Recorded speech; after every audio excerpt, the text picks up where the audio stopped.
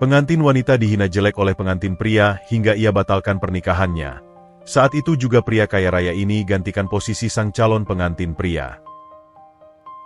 Halo sahabat, apa kabar semuanya? Sebelum masuk ke ceritanya, jangan lupa nyalakan subtitle dan subscribe terlebih dahulu ya. Langit senja mulai memudar, menyapu langit Jakarta dengan gradien jingga dan ungu. Di sebuah butik gaun pengantin sederhana yang tersembunyi di antara hiruk-pikuk pusat perbelanjaan, Nita berdiri terpaku di balik kaca etalase. Matanya, yang biasanya berbinar cerah, kini menyimpan keraguan yang dalam saat menatap sehelai gaun pengantin sederhana Brenda Sutra dengan veil panjang yang terpajang anggun. Gaun itu bukanlah yang termewah di butik ini, apalagi jika dibandingkan dengan butik-butik megah di plaza ternama yang sering dikunjungi Ferdi. Namun, bagi Nita, gaun ini mewakili sebuah impian yang hampir terwujud, sebuah mahakarya dalam hidupnya yang sederhana. Sudah diputuskan, Non Nita? Gaun ini memang cocok sekali dengan siluet tubuh Non, ujar Mbak Sari, pemilik butik yang sudah seperti ibu sendiri, mendekati Nita yang masih termenung. Nita menghela napas pelan. Iya, Mbak, ini saja. Yang penting, elegan dan sopan. Ucapan itu terasa seperti upaya meyakinkan dirinya sendiri. Jari-jarinya yang ramping menekan kaca etalase seolah ingin menyentuh gaun itu langsung, merasakan setiap helai rendahnya, memastikan ini bukan ilusi. Non, jangan khawatir. Yang penting kan isi hati, bukan kemewahan gaunnya. Calon suami Non pasti akan terpana melihat kecantikan Non yang sebenarnya, kata Mbak Sari dengan bijak, seolah bisa membaca kegelisahan di hati Nita. Nita hanya mampu memberikan senyuman tipis. Pikirannya melayang kepada Ferdi, tunangannya. Ferdi Hermawan, putra tunggal keluarga Hermawan yang bisnis propertinya merajai ibu kota. Pertemuan mereka di sebuah acara amal kampus dulu terasa seperti dongeng. Si mahasiswa sederhana yang aktif di unit kegiatan sosial, dan si anak konglomerat yang sedang menjalankan program CSR keluarga. Cinta mereka tumbuh di tengah perbedaan yang begitu menyolok. Nita mencoba memeluk erat keyakinan bahwa cinta mereka cukup kuat untuk menjembatani jurang perbedaan strata sosial dan kekayaan itu. Dia yakin, cinta adalah bahasa universal yang bisa menyatukan dua dunia yang berbeda. Bagaimana dengan aksesoriesnya? Non, mau pakai mutiara titipan ibu atau? Tanya Mbak Sari lagi, membuyarkan lamunannya. Pakai yang titipan ibu saja, Mbak. Itu lebih berarti, jawab Nita lembut. Kalung mutiara peninggalan almarhumah ibunya itu adalah harta satu-satunya yang benar-benar berharga baginya. Lebih berharga dari berlian manapun. Tiba-tiba, bel pintu butik berbunyi. Seorang wanita dengan balutan dress branded dan tas mahal masuk dengan langkah percaya diri. Matanya yang tajam langsung menyapu seluruh ruangan, kemudian berhenti memandang Nita dengan sedikit sinis. Wah, Nita? Lagi cari gaun pengantin? Sapa wanita itu, yang Nita kenal sebagai Siska, salah satu teman satu lingkaran Ferdi. Nita mengangguk, sedikit grogi. Iya, Cis. Lagi mencoba yang ini. Siska mendekat, mengamati gaun di etalase dengan mata yang seolah menghakimi. Lucu. Sederhana sekali, ya? Tapi mungkin cocok untukmu. Ucapannya terdengar seperti pujian, tapi nada merendahkan begitu jelas. Ferdi tidak ikut menemanimu? Dia tadi bilang lagi meeting dengan klien dari Singapura. Oh iya, untuk pernikahan kalian, dia sudah pesan floral arrangement langsung dari Bali. Loh, harganya selangit, tapi sesuai untuk acara keluarga kami. Kata-kata, keluarga kami, terasa seperti tusukan jarum halus di hati Nita. Dia tetap tersenyum, berusaha tidak terpengaruh. Ferdi sibuk. Aku ngerti. Aku bisa urus ini sendiri. Ya sudah, kalau begitu. Good luck. Ya, jangan lupa, bikin list hadiah yang bagus untuk bridal shower nanti. Jangan yang murah-murah, nanti merepotkan tamu. Canda Siska sebelum berbalik dan pergi, meninggalkan aroma parfum mahal dan rasa tidak nyaman di udara. Mbak Sari mendekat, memegang pundak Nita. Jangan dengarkan dia, Non. Dunia ini penuh dengan orang-orang yang suka menilai dari kulit. Nita menarik napas dalam-dalam, menatap kembali gaun itu.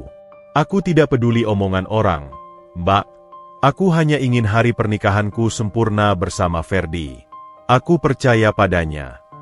Ucapannya lantang, tapi di dalam hati, bisikan keraguan mulai menggerogoti. Apakah dia cukup cantik? Apakah dia cukup baik? Apakah dia, Nita dari keluarga sederhana, pantas untuk Ferdi Hermawan? Dia mengusap lembut kaca etalase sekali lagi, memandang gaun itu dengan penuh harap. Ini adalah mimpinya, dan dia akan memperjuangkannya. Meski rapuh, mimpi itu adalah satu-satunya yang dia pegang erat-erat. Puncak Menara Rama, kantor pusat grup Arta Wijaya, berdiri megah menjulang di jantung segitiga emas Jakarta. Dari balik dinding kaca setinggi langit di lantai paling atas, Rama Arta Wijaya memandang rendah kota yang mulai diselimuti senja. Pemandangan yang seharusnya memuaskan mata ini, justru terasa hampa baginya. Jari-jarinya yang panjang dengan santai memutar-mutar pena bermerek mahal di atas meja kerjanya yang luas dan minimalis. Pikirannya melayang jauh dari laporan keuangan kuartalan yang terbuka di layar komputer mewahnya. "Bos, laporan dari divisi properti sudah siap untuk ditandatangani," ucap Andi, asisten pribadinya yang setia, sambil meletakkan setumpuk dokumen di ujung meja. Rama hanya mengangguk singkat. Matanya masih tertuju pada panorama kota. "Terima kasih, Andi. Tolong jadwalkan meeting dengan tim hukum besok pagi. Kita perlu membahas akuisisi tanah di Surabaya itu." "Baik, bos." Andi mengangguk, tapi tidak segera pergi. Dia mengenal bosnya dengan cukup baik untuk tahu ketika ada sesuatu yang mengganggu pikirannya. "Ada sesuatu yang perlu saya urus, bos." Rama akhirnya memalingkan wajahnya, menghela napas pelan. Wajahnya yang tampan dengan garis rahang tegas terlihat sedikit letih.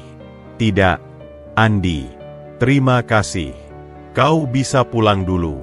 Aku butuh waktu sendirian sebentar." Setelah Andi pergi, ruangan yang luas itu kembali sunyi. Rama memutar kursi kerjanya dan mengambil ponselnya. Dengan beberapa kali usap, dia membuka aplikasi media sosial. Jarinya hampir secara refleks mengetik nama Nita Sari di kolom pencarian. Profilnya muncul. Foto profilnya adalah gambar Nita dengan senyuman lebar yang tulus, memeluk erat seorang anak yatim di sebuah panti asuhan. Rama tidak bisa menahan senyum kecil. Itu dia Nita, selalu punya hati untuk orang lain. Dia menggeser layar, dan hatinya berhenti sebentar. Di sana, terpampang sebuah undangan digital pernikahan. Desainnya elegan, dengan tulisan Nita Sari Ferdi Hermawan, berhiaskan ornamen emas. Rasanya seperti sebuah pukulan di ulu hatinya. "Sudah resmi, ya?" gumamnya lirih pada diri sendiri. Suaranya hampir tak terdengar di ruangan yang hening. Matanya menatap foto Nita di undangan itu. Dia terlihat cantik, bahagia, dan jauh. Sangat jauh. Kenangan masa lalu tiba-tiba membanjiri pikirannya. Mereka bersahabat sejak kuliah. Dialah yang selalu ada ketika Nita patah hati karena pacar pertamanya. Dialah yang mendengarkan Nita bercerita tentang impian dan cita-citanya mendirikan sekolah gratis untuk anak kurang mampu. Dan dialah yang, tanpa disadari Nita, telah jatuh cinta padanya sejak lama. Tapi, dia selalu ragu. Hidupnya yang penuh dengan intrik bisnis dan tanggung jawab besar, membuatnya khawatir tidak bisa memberikan ketenangan dan kebahagiaan yang pantas untuk Nita. Dia memilih untuk berdiam di pinggir, menjadi penjaga rahasia, sahabat yang selalu siap membantu tanpa pernah mengungkapkan isi hatinya. Dan kini, dia harus membayar harga untuk keraguannya itu. Tiba-tiba, ponselnya bergetar. Sebuah panggilan masuk dari nomor yang sangat dikenalnya. "Bu," sambarnya, mencoba menyembunyikan kekalutannya. "Rama, sayang, kamu sudah lihat undangan Nita?" tanya sang ibu. Suaranya lembut namun penuh arti. Ibunya tahu betul perasaan Rama terhadap Nita. "Baru saja, Bu," jawab Rama singkat. "Kamu baik-baik saja, Nak?" Rama menarik napas dalam. "Tentu, Bu. Aku bahagia untuknya. Ferdi berasal dari keluarga baik, dan jika itu yang membuat Nita bahagia." Ucapannya terhenti, tidak sanggup melanjutkan. "Rama, kamu tidak perlu berbohong padaku. Ibu tahu isi hatimu. Tapi, jika kamu merasa ini yang terbaik untuk Nita, maka kamu harus menghargai pilihannya. dan menghadiri pernikahannya sebagai sahabat yang terbaik. Ibu Rama memang selalu tahu kata-kata yang tepat. Iya, Bu. Aku akan hadir. Aku harus melihatnya bahagia, setidaknya untuk terakhir kalinya.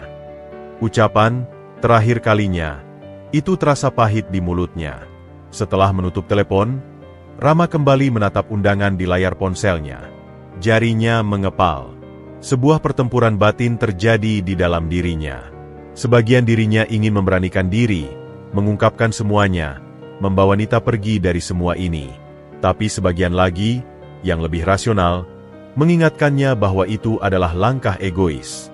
Nita tampak bahagia, dan sebagai sahabat, kewajibannya adalah mendukung kebahagiaannya, meski itu berarti mengubur perasaannya sendiri dalam-dalam. Dia berdiri dan kembali menghadap jendela. Kota Jakarta kini telah bersinar gemerlap. Setiap lampu seperti bintang-bintang kecil yang mengejek kesepiannya. Dia mengambil keputusan. Dia akan hadir di pernikahan itu. Dia akan berdiri di barisan terdepan, menyaksikan wanita yang dicintainya mengucapkan janji suci pada pria lain. Dan dia akan tersenyum, seolah-olah hatinya tidak hancur berkeping-keping. Ini untukmu, Nita. Bisiknya pada bayangannya sendiri yang terpantul di kaca jendela. Semoga dia bisa membuatmu lebih bahagia daripada yang pernah aku bayangkan. Dia memesan tiket pesawat dan kamar hotel untuk acara itu malam itu juga. Sebuah keputusan yang, tanpa disadarinya, akan mengubah takdir mereka semua. Matahari pagi menyinari teras kecil rumah sederhana milik orang tua Nita di pinggiran Jakarta. Nita duduk di sana, menikmati secangkir teh hangat sambil memandangi tanaman hias ibunya yang mulai bermekaran. Di pangkuannya terbuka laptop yang menampilkan berbagai pilihan dekorasi pernikahan sederhana namun elegan. Seminggu menuju hari H, seharusnya segala sesuatu sudah final. Tapi kenyataannya, justru di minggu-minggu terakhir inilah kegelisahan Nita mulai memuncak. Ponselnya berdering, mengagetkannya. Foto Ferdi tersenyum tampil di layar. Nita segera menyambutnya, berusaha menyembunyikan sedikit kecemasan di suaranya. Halo, sayang. Nit, gue lagi di jalan nih. Meeting pagi ini dibatalkan. Lu di mana? Suara Ferdi terdengar datar, tanpa sapaan hangat seperti biasa. Aku di rumah, lagi lihat-lihat dekorasi untuk. Dengar, gue baru ingat, potong Ferdi, tanpa memberi Nita kesempatan menyelesaikan kalimatnya. Catering yang lo pilih kemarin itu, yang prasmanan ala resto kaki lima itu, gue rasa kurang cocok. Gue udah telepon Kempinski, mereka bisa handle. Menu fusion, lebih cocok untuk tamu-tamu gue. Nita terdiam sejenak, mencoba memilih kata-kata. Tapi, sayang catering itu punya temanku, Mbak Ani. Harganya juga lebih terjangkau, dan rasanya enak. Kita kan sudah setuju dari dulu untuk memprioritaskan yang. Prioritaskan apa, Nit? Suara Ferdi mulai terdengar kesal. Ini pernikahan kita, bukan arisan RT. Gue gak mau malu di depan partner bisnis dan keluarga besar gue. Bayangin aja, direktur bank ngomongnya sambil megang piring nasi padang. Gak level. Kata-kata itu terasa sakit. Nita menarik napas dalam. Ferdi, itu masakan Padang premium. Dan tamu-tamuku, keluargaku, teman-temanku dari panti, mereka juga harus merasa nyaman. Aku tidak ingin acara kita terkesan menjauh. Ya sudah, urusan tamu lo urusan lo. Tapi untuk tamu gue dan keluarga gue yang urus. Kempinski sudah fix. Lo tinggal kasih list tamu lo ke event organizer gue nanti. Perintahnya tegas, tanpa ruang untuk kompromi.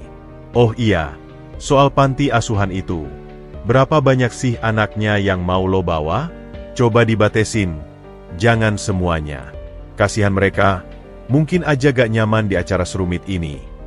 Nita menggigit bibirnya. Mereka adalah keluargaku, Ferdi. Mereka sudah janji mau nyanyi untuk kita. Aku janji pada mereka. Gue dengar suara mereka di video yang lo kirim. Biasa aja. Tapi terserah lo deh. Yang penting jangan terlalu banyak. Gue lagi masuk lift. Nanti gue telepon lagi. Klik sambungan terputus sebelum Nita sempat berkata apapun. Dia menatap ponselnya. Perasaan campur aduk antara kecewa dan marah memenuhi dadanya. Ini bukan pertama kalinya. Semakin dekat hari pernikahan, sikap Ferdi semakin berubah. Kritik-kritik kecil yang dulu dianggapnya sebagai bentuk perhatian, kini terasa seperti tusukan-tusukan halus yang mengikis kepercayaan dirinya. Ada masalah, sayang. Ibu Nita muncul dari dalam rumah, membawa sepiring potongan buah. Wajahnya yang bijak langsung membaca raut putrinya. Nita memaksakan senyum. Tidak, Bu. Uma. Ferdi lagi sibuk aja. Ibu dengar suaramu tadi. Dia mau ganti catering lagi. Ya. Ibu Enta duduk di sampingnya. Matanya penuh perhatian. Bagaimana ibu bisa tahu? Ibu sudah lama hidup. Nak, ibu bisa melihat pola. Dulu dia setuju dengan hampir semua usulanmu. Sekarang, semuanya harus sesuai kelasnya. Ibu Nita meletakkan tangan yang hangat di atas tangan Nita. Nita, sayang, ibu hanya ingin kau bahagia. Pernikahan itu bukan tentang pamer kekayaan atau gengsi. Itu tentang dua hati yang bersatu. Apakah kau yakin dengan pilihanmu ini? Pertanyaan itu menggantung di udara. Pertanyaan yang sama yang terus menghantui Nita di malam-malam sunyinya. Aku yakin, Bu, jawab Nita, tapi suaranya tidak terlalu meyakinkan. Ferdi hanya sedang stres karena tekanan pekerjaan dan persiapan pernikahan. Semua akan baik-baik setelah ini semua selesai. Itu adalah mantra yang terus diulang-ulangnya untuk menenangkan diri sendiri. Ibu Nita menghela napas, tidak ingin mendorong lebih jauh. Yang penting kau tahu batasanmu. Nak, jangan sampai karena cinta, kau mengorbankan jati dirimu. Kau adalah perempuan yang baik dan kuat. Jangan biarkan siapapun membuatmu merasa kurang. Nita memeluk ibunya erat. Nasihat itu menghangatkan hatinya, tapi tidak sepenuhnya menghilangkan awan kelabu yang mulai mengumpul. Dia kembali menatap layar laptopnya, pada gambar dekorasi bunga sederhana yang dia impikan. Kini, dekorasi itu akan digantikan dengan rangkaian bunga impor yang mahal dan rumit. Rasanya, pernikahan ini bukan lagi miliknya sepenuhnya. Ini adalah panggung untuk memenuhi harapan dan standar orang lain. Dia menutup mata, berusaha mengingat kenangan manis dengan Ferdi. Tapi yang terlintas justru adalah raut wajahnya yang mencibir saat pertama kali bertemu dengan teman-teman Nita dari panti asuhan. Awan kelabu di hatinya semakin pekat, membawa serta pertanyaan yang menakutkan. Apakah dia mengenal pria yang akan dinikahinya ini? Ataukah selama ini dia hanya jatuh cinta pada versi Ferdi yang dia lihat di awal? Sore itu, langit di atas Jakarta memancarkan warna jingga keemasan yang menenangkan. Namun suasana di ruang tamu rumah keluarga Nita justru dipenuhi ketegangan yang hampir teraba. Ibu Nita, seorang janda yang telah membesarkan Nita sendirian dengan berjualan kue, duduk di sofa kesayangannya yang sudah usang namun terawat dengan baik. Matanya, yang biasanya berbinar dengan kebijaksanaan dan ketabahan, hari ini menyimpan kerisauan yang dalam. Dia menyaksikan putri satu-satunya itu mondar-mandir sambil memegang ponsel. Wajahnya muram setelah kembali menerima telepon dari Ferdi yang membatalkan janji mereka untuk bertemu malam ini. Alasan yang kesekian kalinya. Nita, sayang, panggil Ibu Nita dengan suara lembut, memecah kesunyian. Ayo duduk sebentar di sini, dekat ibu.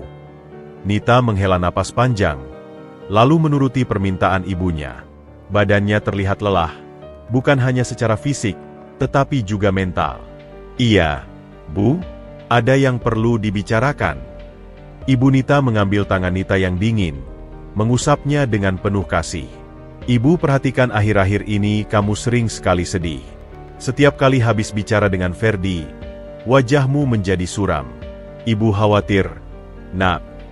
Nita mencoba tersenyum, namun gagal. Tidak apa-apa, Bu. Ferdi hanya sedang sangat sibuk. Persiapan pernikahan dan pekerjaannya menumpuk. Aku harus lebih memahami. Ibu mengerti kesibukannya, Nita. Tapi, apakah kesibukan itu harus membuatnya terus-menerus mengkritik pilihanmu? Ibu dengar dia memaksakan catering mewah, mengganti dekorasi yang sudah kamu rancang, bahkan membatasi jumlah tamu dari panti asuhanmu. Suara Ibu Nita tetap tenang, namun setiap kata diucapkan dengan penuh keyakinan. Pernikahan adalah tentang dua keluarga yang menyatu. Nak, Bukan tentang satu pihak yang menyerahkan segalanya pada pihak lain. Nita menunduk, mempermainkan ujung bajunya. Dia bilang itu untuk kebaikan kita, Bu. Agar kita tidak dipandang rendah oleh tamu-tamunya yang berasal dari kalangan atas. Dan apakah kamu merasa rendah, Nita? Tanya Ibu Nita, menatap putrinya tajam. Kita mungkin tidak kaya, Nak. Tapi kita punya harga diri dan prinsip yang tidak ternilai. Ibu telah membesarkanmu untuk menjadi perempuan yang mandiri, punya pendirian, dan berhati mulia. Jangan sampai semua itu terkikis hanya untuk memenuhi standar orang lain. Nita terdiam. Kata-kata ibunya menyentuh bagian terdalam hatinya. Bagian yang selama ini dia coba tutupi dengan berbagai pembenaran. Tapi, aku mencintainya, Bu. Dan dia juga mencintai aku. Dia sudah melamarku, menerima kita apa adanya. Ucapannya terdengar seperti upaya terakhir untuk membela pilihannya. Ibu tidak meragukan cintanya, sayang. Tapi ibu mempertanyakan caranya mencintai. Ibu Nita memegang pundak Nita, memastikan putrinya menatapnya. Cinta yang sejati tidak akan membuatmu terus-menerus merasa kurang. Cinta yang tulus tidak akan memaksakan kehendaknya dan mengabaikan perasaanmu. Ibu khawatir, Ferdi mencintaimu, atau dia mencintai ide tentang dirimu, perempuan sederhana yang bisa dia bentuk sesuai dengan keinginannya. Bu, itu tidak adil untuk Ferdi, bantah Nita, sedikit membangkang. Dia baik padaku. Dia memberiku perhatian, hadiah. Hadiah dan perhatian materi itu mudah diberikan, Nita. Yang sulit adalah memberi rasa hormat, pengertian, dan penerimaan tanpa syarat. Ibu Nita menarik napas dalam. Ibu hanya ingin kamu mempertimbangkan sekali lagi. Masuklah ke pernikahan ini dengan mata terbuka lebar, bukan hanya dengan hati yang berdebar-debar. Dengarkan nalurimu. Jika ada sesuatu yang terasa tidak benar, jangan diabaikan. Nita memandangi wajah ibunya yang penuh kerutan akibat kerasnya kehidupan. Dia tahu, setiap kata yang diucapkan ibunya berasal dari pengalaman dan kasih sayang yang tulus. Tapi di sisi lain, hatinya sudah terlanjur terikat pada Ferdi. Dia telah membayangkan masa depan mereka, telah berinvestasi begitu banyak perasaan dan energi untuk hubungan ini. Aku akan baik-baik saja, Bu. Aku percaya padanya. Mungkin ini hanya fase stres saja. Setelah menikah nanti, semuanya akan kembali normal. Nita memeluk ibunya erat, seolah mencari kekuatan dari pelukan itu. Aku tahu ibu mengkhawatirkanku, tapi izinkan aku untuk menjalani pilihanku ini. Ibu Nita membalas pelukan putrinya, menepuk-nepuk punggung Nita dengan lembut. Di balik senyumnya, ada rasa khawatir yang masih menggelayuti hatinya. Dia bisa melihat bayangan kepedihan di mata Nita, sebuah peringatan yang sayangnya, sekali lagi, diabaikan. Baiklah, Nak. Ibu akan selalu mendukungmu, apapun keputusanmu. Tapi ingat, rumah ini akan selalu menjadi tempatmu kembali. Selamanya. Pelukan mereka berlangsung lama, seolah Ibu Nita ingin memagari putrinya dari semua luka yang mungkin akan datang. Sayangnya, bahkan pagar terkuat pun kadang tidak mampu menahan badai yang sudah ditakdirkan untuk datang. Matahari pagi menyingsing di ufuk timur, menebarkan cahaya keemasan yang seharusnya menandai hari terindah dalam hidup Nita. Namun, di kamar tidurnya yang sederhana, suasana justru dipenuhi oleh ketegangan yang hampir bisa dirabakan. Nita duduk di depan meja rias, memandangi bayangannya sendiri di cermin. Wanita yang terpantul itu memakai gaun pengantin sutra berenda yang dulu pernah dia tatap dengan penuh harap di etalase butik. Gaun itu memang cantik, sederhana, dan elegan, persis seperti yang dia impikan. Tapi mengapa dia tidak merasakan getaran kebahagiaan yang seharusnya menyertai? Kau terlihat sangat cantik, sayang, bisik Ibu Nita dari pintu, matanya berkaca-kaca. Tapi di balik kebanggaan itu, Nita bisa melihat secercah kecemasan yang masih tersisa di sorot mata ibunya. Nita memaksakan senyum. Terima kasih, Bu. Suaranya terdengar datar, bahkan di telinganya sendiri. Tiba-tiba, ponselnya bergetar di atas meja. Foto Ferdi tersenyum tampil di layar. Jantung Nita berdebar kencang, campur antara harap dan was-was. Dia menyambutnya. Ferdi, kau sudah di jalan? Tanyanya, berusaha terdengar ceria. Belum. Gue masih di hotel. Meeting dadakan sama klien dari Jepang. Lo berangkat duluan aja ke gedung. Gue langsung nyusul ke sana. Perintah Ferdi. Suaranya terdengar tergesa-gesa dan sama sekali tidak mengandung nada romantis di hari pernikahan mereka. Nita merasa dadanya sesak. Tapi, kita kan janji berangkat bersama? Foto-foto dulu di... Udah, Nit, jangan ribet. Ini urusan bisnis penting. Gue gak mungkin nolak. Lo kan tahu sendiri. Yang penting lo sampai di sana tepat waktu. Jangan bikin malu. Klik sambungan kembali terputus sepihak. Nita menatap ponselnya yang kini gelap. Air mata akhirnya menetes. Merusak riasan wajahnya yang sudah dipersiapkan dengan susah payah sejak subuh. Nita. Ibu Nita mendekat. Wajahnya berkerut khawatir. Dia tidak bisa berangkat bersamaku, Bu. Meeting dadakan. Ucap Nita, suaranya bergetar menahan tangis. Ibu Nita menghela napas panjang. Berusaha menahan komentar yang sudah di ujung lidahnya. Dia mengambil tisu dan dengan lembut mengusap air mata di pipi Nita. Sudah, jangan ditangisi. Yang penting nanti dia datang. Ayo, kita berangkat. Mbak Sari dan teman-temanmu dari panti sudah menunggumu di gedung.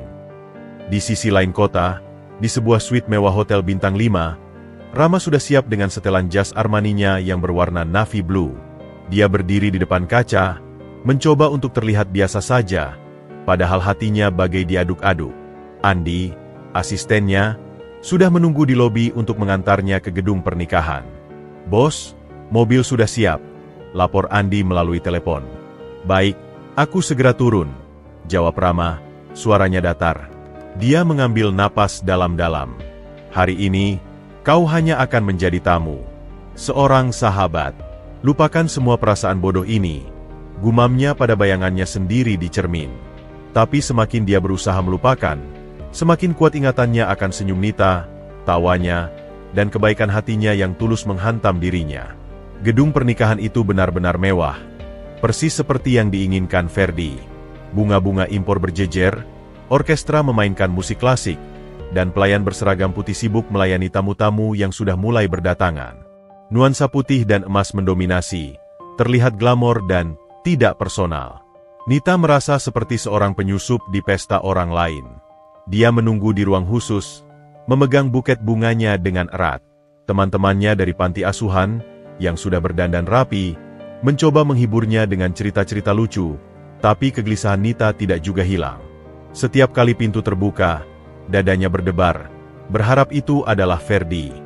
Tapi yang datang selalu orang lain. Di mana calon suamimu, Nita? Tanya seorang sepupu Ferdi yang datang lebih awal, dengan nada sedikit menyindir. Jangan-jangan kabur, ya. Nita memaksakan senyum tipis. Dia sedang meeting penting. Sebentar lagi sampai. Waktu terus berlalu. Jam menunjukkan pukul 10. Padahal akad seharusnya dimulai pukul 10.30. Ferdi masih belum juga muncul, dan ponselnya sudah tidak bisa dihubungi. Nita, tenang. Tarik napas dalam-dalam. Bisik Sari, temannya dari panti, memegangi tangan Nita yang dingin. Ada yang tidak beres. Sar, aku bisa merasakannya. Bisik Nita, suaranya lirih dan penuh ketakutan. Di luar, Rama sudah tiba. Dia disambut oleh suasana megah yang justru membuatnya semakin tidak nyaman.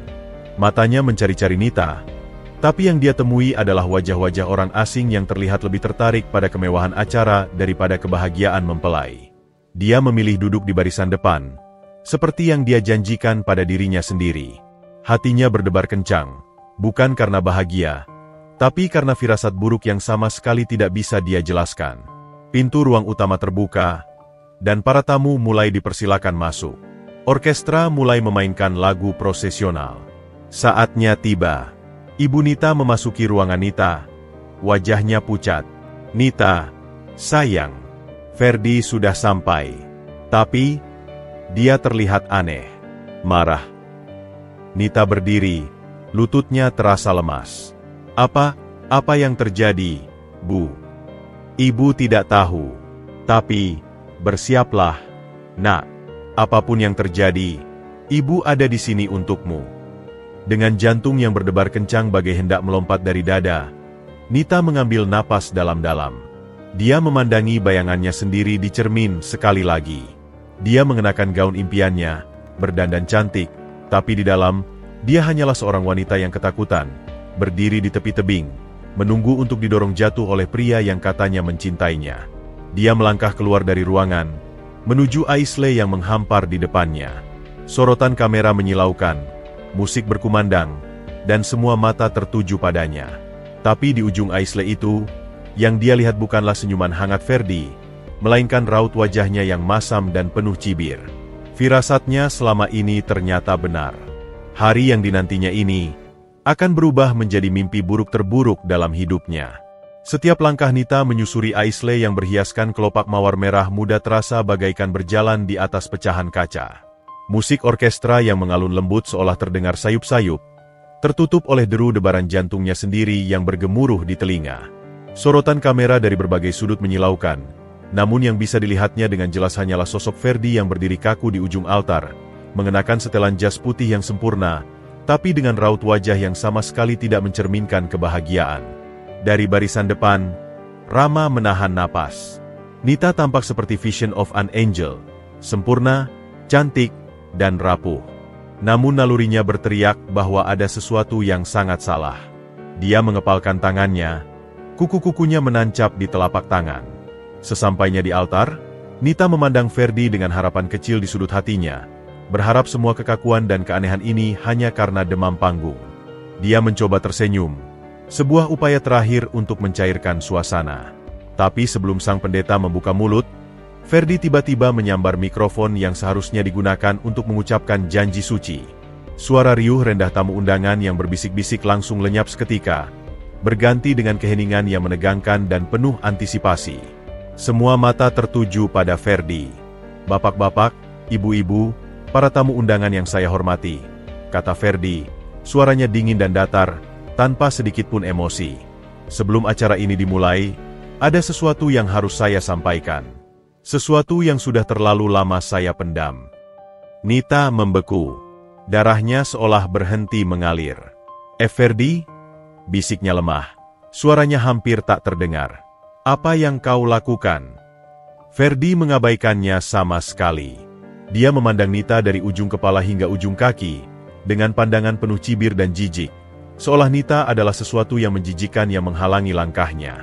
"Dari awal," lanjut Ferdi, suaranya kini semakin lantih dan penuh kebencian, "saya sebenarnya ragu untuk melanjutkan hubungan ini. Tapi saya pikir, mungkin saya bisa memberinya kesempatan. Mungkin dia bisa berubah." Air mata mulai menggenang di mata Nita. Getaran ketakutan menjalar di seluruh tubuhnya. "Tapi lihatlah," hardik Ferdi tiba-tiba, menunjuk ke arah Nita yang semakin mengecil. "Lihatlah calon istri saya ini. Jelek. Tidak pantas berdiri di samping saya. Gaun pengantinnya yang murahan itu seperti cerminan dari keluarganya yang rendahan. Saya tidak tahan lagi." Ruangannya senyap sejenak. Lalu riuh rendah bisikan dan teriakan ketidakpercayaan memenuhi udara. Kilatan kamera semakin menjadi-jadi, mengabadikan setiap detik dari penghancuran harga diri seorang perempuan di hari paling rentannya. "Ferdi, tolong." Nita menjatuhkan buket bunganya. Tangannya gemetar tak terkendali. "Jangan." "Diam," bentak Ferdi, membuat Nita dan seluruh tamu undangan terkejut. Wajahnya yang biasanya tampan kini berkerut menjadi monster yang kejam. "Cukup. Saya sudah muak dengan sandiwara ini. Saya tidak bisa menikahi perempuan jelek dan miskin sepertimu. Pernikahan ini dibatalkan." Dengan gerakan dramatis, Ferdi melepas boutonniere dari jasnya dan melemparkannya ke arah Nita. Bunga kecil itu menghantam dada Nita sebelum jatuh ke lantai, terinjak-injak. "Kau pikir kau siapa?" Ferdi menyeringai, mendekati Nita yang sudah nyaris pingsan. "Kau dan keluargamu hanya ingin menaikkan status sosial dengan menikahiku. Keterlaluan sekali orang tuamu membiarkanmu berdiri di sini dengan percaya diri seperti ini." Itu adalah pukulan terakhir. Nita tidak bisa lagi menahan diri. Air matanya meleleh deras, menghapus riasan wajahnya yang sudah dipersiapkan sejak pagi. Rasa malu, sakit, dan penghinaan itu begitu dalam, menggores luka yang mungkin tak akan pernah sembuh. Dunia di sekelilingnya berputar. Dia merasa lemas, kakinya tak lagi mampu menopang tubuhnya.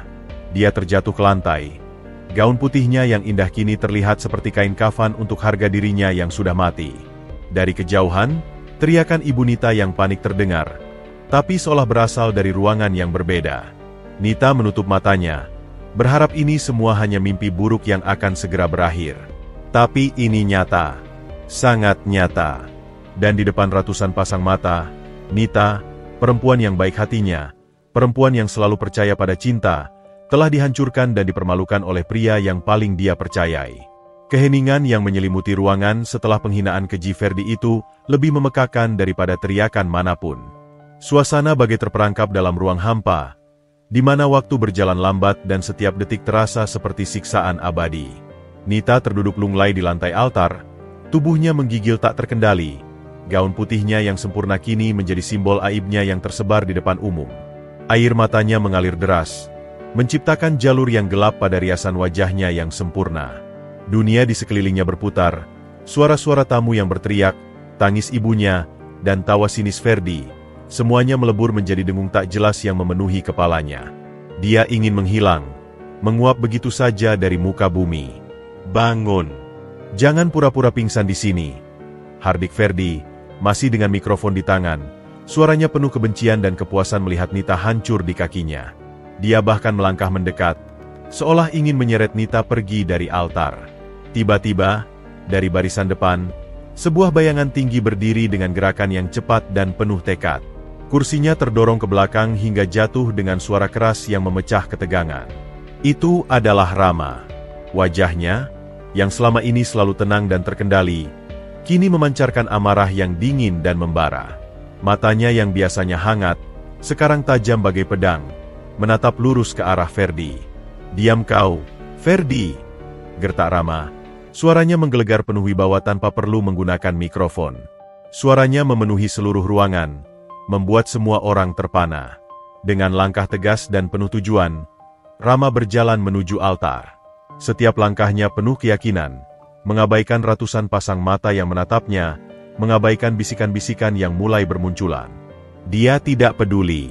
Satu-satunya yang dia lihat adalah Nita, yang tergeletak tak berdaya di lantai, hancur berkeping-keping. Saat dia melewati Ferdi, dia tidak sekalipun menoleh. Dia mengabaikan pria itu sepenuhnya, seolah Ferdi hanyalah debu yang tidak layak diperhatikan. Ferdi sendiri terpana, mulutnya terbuka sedikit. Mikrofon masih tergenggam di tangannya yang mulai gemetar. Rama berlutut di samping Nita. Dia tidak langsung menyentuhnya, tetapi menatapnya dengan mata penuh kepedihan dan kemarahan.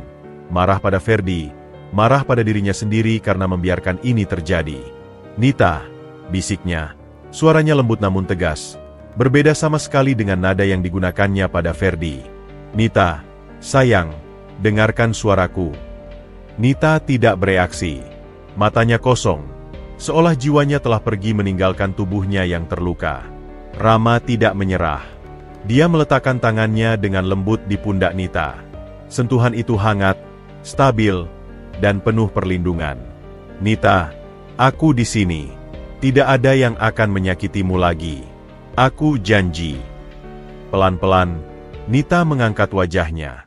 Air mata terus mengalir deras di pipinya yang pucat. Matanya yang merah dan bengkak bertemu dengan mata Rama yang penuh keteguhan. "Rama?" gumamnya. Suaranya serak dan hancur. Aku malu." "Tidak, sayang. Kau tidak perlu malu," bantah Rama dengan lembut tapi meyakinkan. Dia menggunakan ujung jubahnya yang mahal untuk dengan hati-hati mengusap air mata di wajah Nita. "Dia yang seharusnya malu, bukan kamu." Dia kemudian membuka jaket jas navy blue-nya dan meletakkannya di pundak Nita yang menggigil, menutupi gaun pengantinnya yang kini terasa seperti aib. Gerakan itu simbolis, sebuah perlindungan, sebuah klaim bahwa dia akan melindunginya dari sekarang. Barulah kemudian, Rama berdiri dan menghadap Ferdi. Postur tubuhnya tegak, bahu membusung, dan tatapannya seperti bisa membunuh. Perbedaan antara kedua pria itu begitu mencolok. Satu penuh kebencian dan kekecilan, satu lagi penuh wibawa dan kekuatan. Dengan segala hormat kepada tamu undangan, kata Rama, kali ini suaranya terdengar jelas di seluruh ruangan meski tanpa mikrofon. Acara pernikahan ini tidak dibatalkan. Semua orang terkesima. Bisikan-bisikan semakin menjadi. Kamera-kamera kembali berkedip, mengarah pada Rama. Kau tidak punya hak untuk bicara di sini, Rama, sergah Ferdi, akhirnya menemukan suaranya kembali. Ini urusanku dan si perempuan itu. Rama tidak langsung menjawab. Dia mengambil langkah mendekat ke arah Ferdi. Meskipun tinggi badan mereka hampir sama, keberadaan Rama terasa jauh lebih besar, lebih mengintimidasi. Hak? Ulang Rama, suaranya rendah dan berbahaya. Hak? Kau bicara tentang hak setelah menghancurkan seorang perempuan di depan umum? Setelah melukai hati yang paling tulus yang pernah kau miliki. Dia berdiri hanya beberapa senti dari Ferdi sekarang.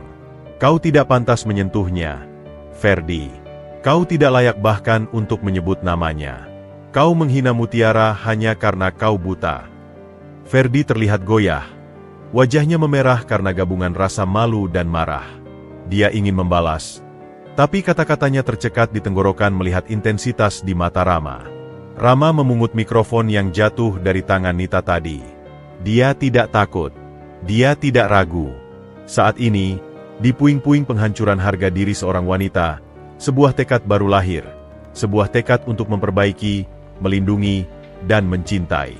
Ruang ballroom hotel mewah itu bagaikan sebuah panggung sandiwara raksasa yang sedang mengalami klimaks tak terduga. Udara terasa berat, dipenuhi dengan emosi yang bertolak belakang. Rasa malu, kemarahan, keterkejutan, dan sebuah harapan baru yang mulai tumbuh di tengah puing-puing kehancuran. Semua mata tertuju pada sosok Rama yang berdiri tegak di altar. Mikrofon tergenggam di tangannya dengan penuh keyakinan.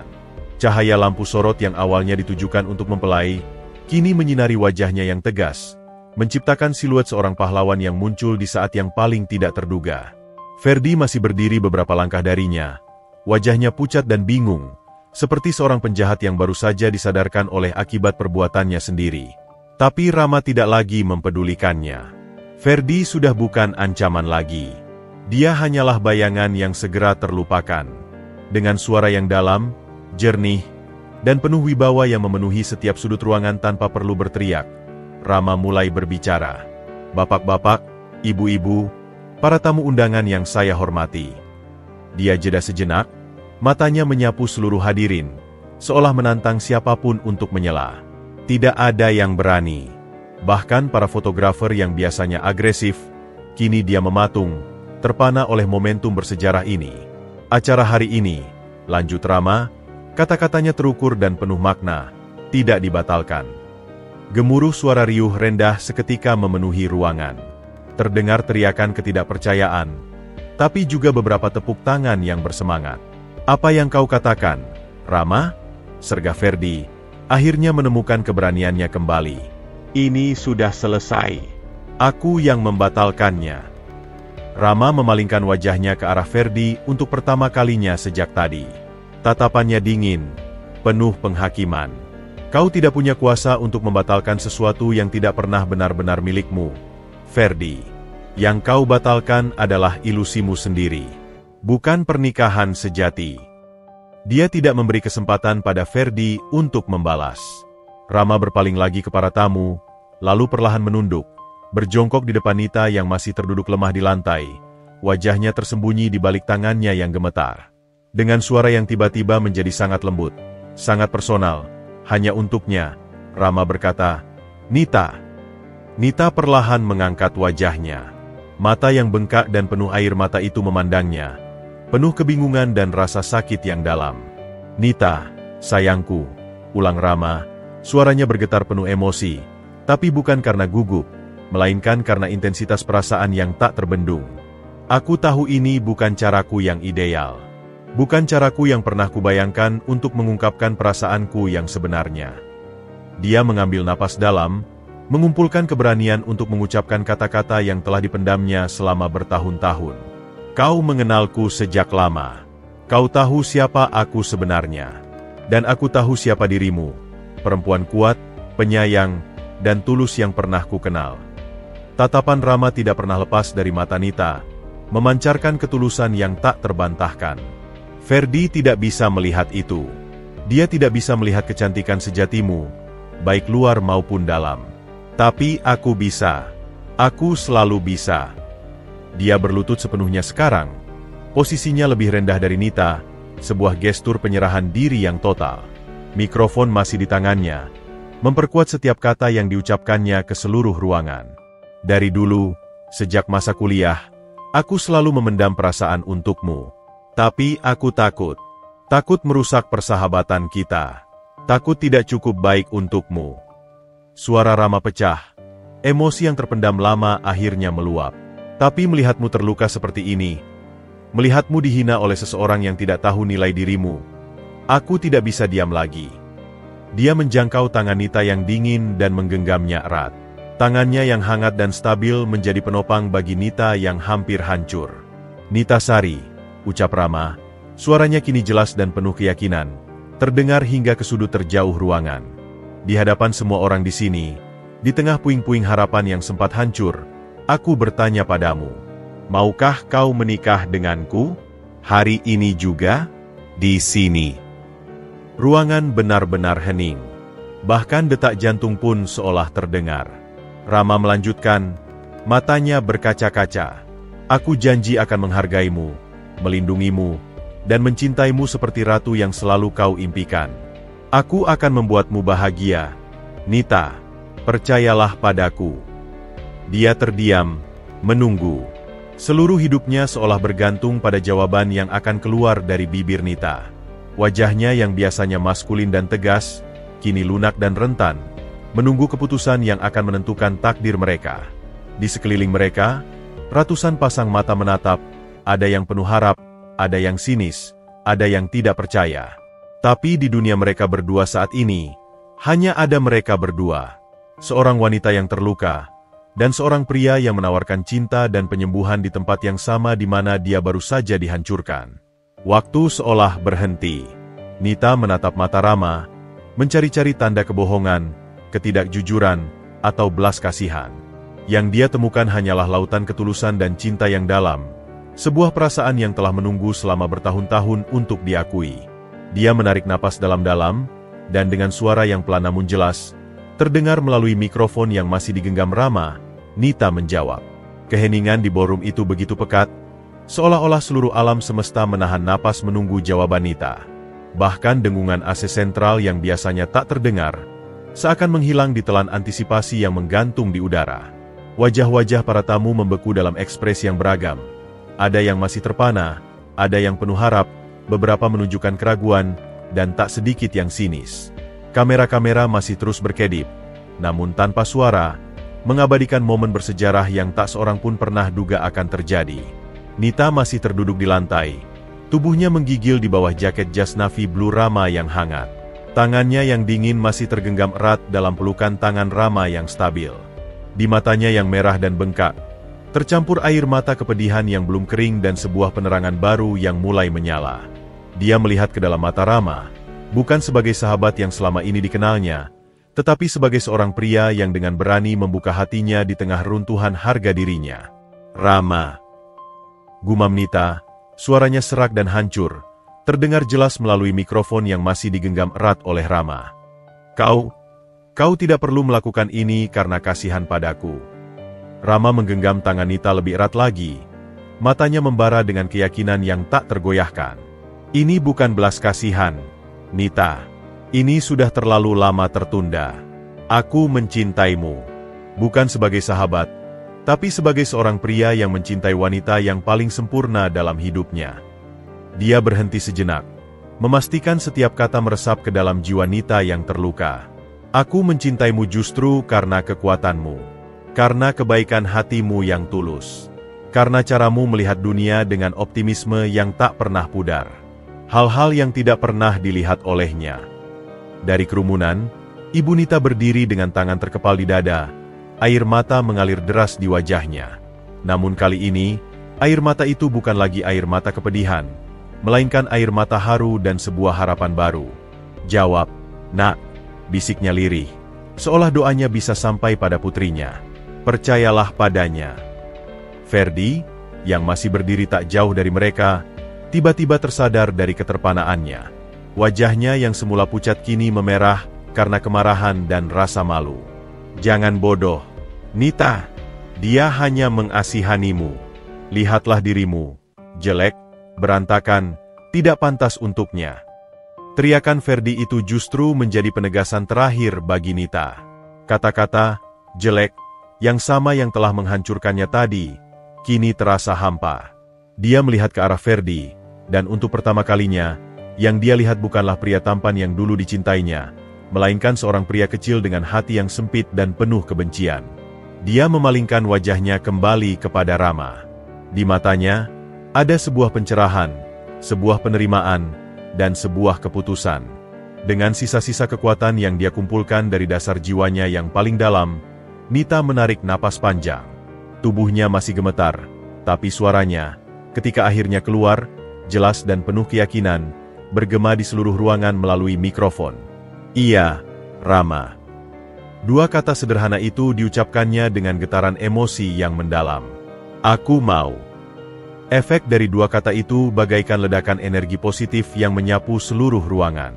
Untuk sesaat, masih ada keheningan, seolah tak ada yang percaya dengan apa yang baru saja mereka dengar.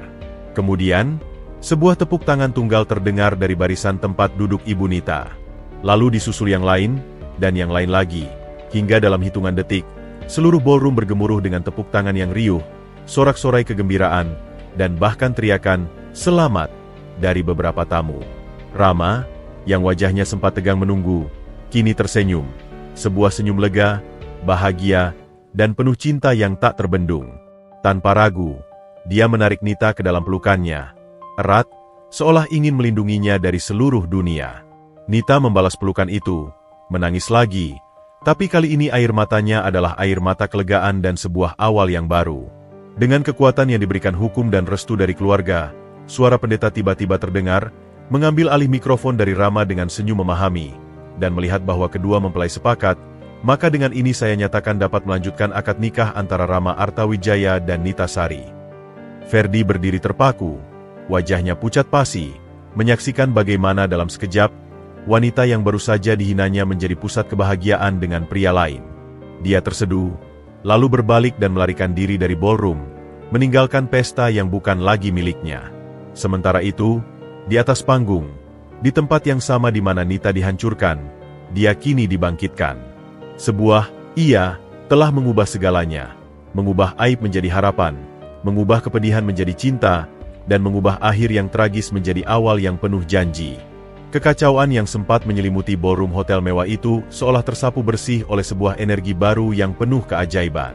Setelah jawaban "iya" dari Nita bergema di seluruh ruangan, suasana berubah drastis dari tegang dan mencekam menjadi penuh keharuan dan sukacita. Para tamu yang tadinya duduk membeku dalam keterkejutan, kini berdiri memberikan tepuk tangan yang meriah. Beberapa bahkan menitikan air mata haru menyaksikan kejadian yang begitu dramatis dan penuh perasaan. Rama masih berlutut di hadapan Nita. Kedua tangannya menggenggam erat tangan Nita yang sudah tidak lagi gemetar.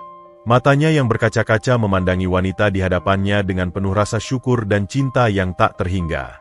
"Terima kasih," bisap Rama. Suaranya serak oleh emosi. "Terima kasih sudah mempercayaiku."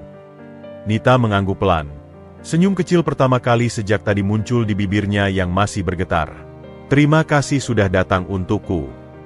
Dari kerumunan tamu, Ibu Nita bergegas mendekati altar. Wajahnya basah oleh air mata namun bersinar dengan kebahagiaan. "Nita, Rama," panggilnya sambil membuka pelukan lebar-lebar. Nita segera berdiri dan berpelukan erat dengan ibunya. "Ibu, maafkan aku," bisiknya di bahu ibu. "Tidak, sayang.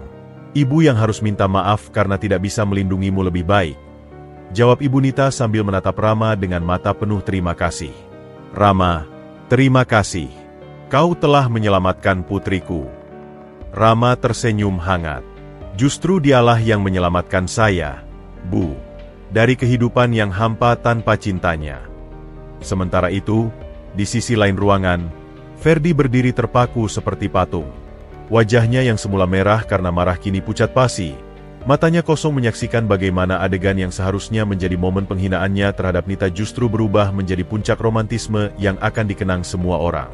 Dia melihat bagaimana Rama dengan lembut membantu Nita berdiri, bagaimana para tamu berduyun-duyun memberikan ucapan selamat, bagaimana kamera-kamera yang seharusnya mengabadikan kehancuran Nita justru memotret kebahagiaannya yang baru. Tidak. Gumam Ferdi lirih. Suaranya tertelan sorak-sorai kegembiraan di sekelilingnya. Ini tidak mungkin. Seorang paman Ferdi mendekatinya dengan wajah masam. Pulang, Ferdi.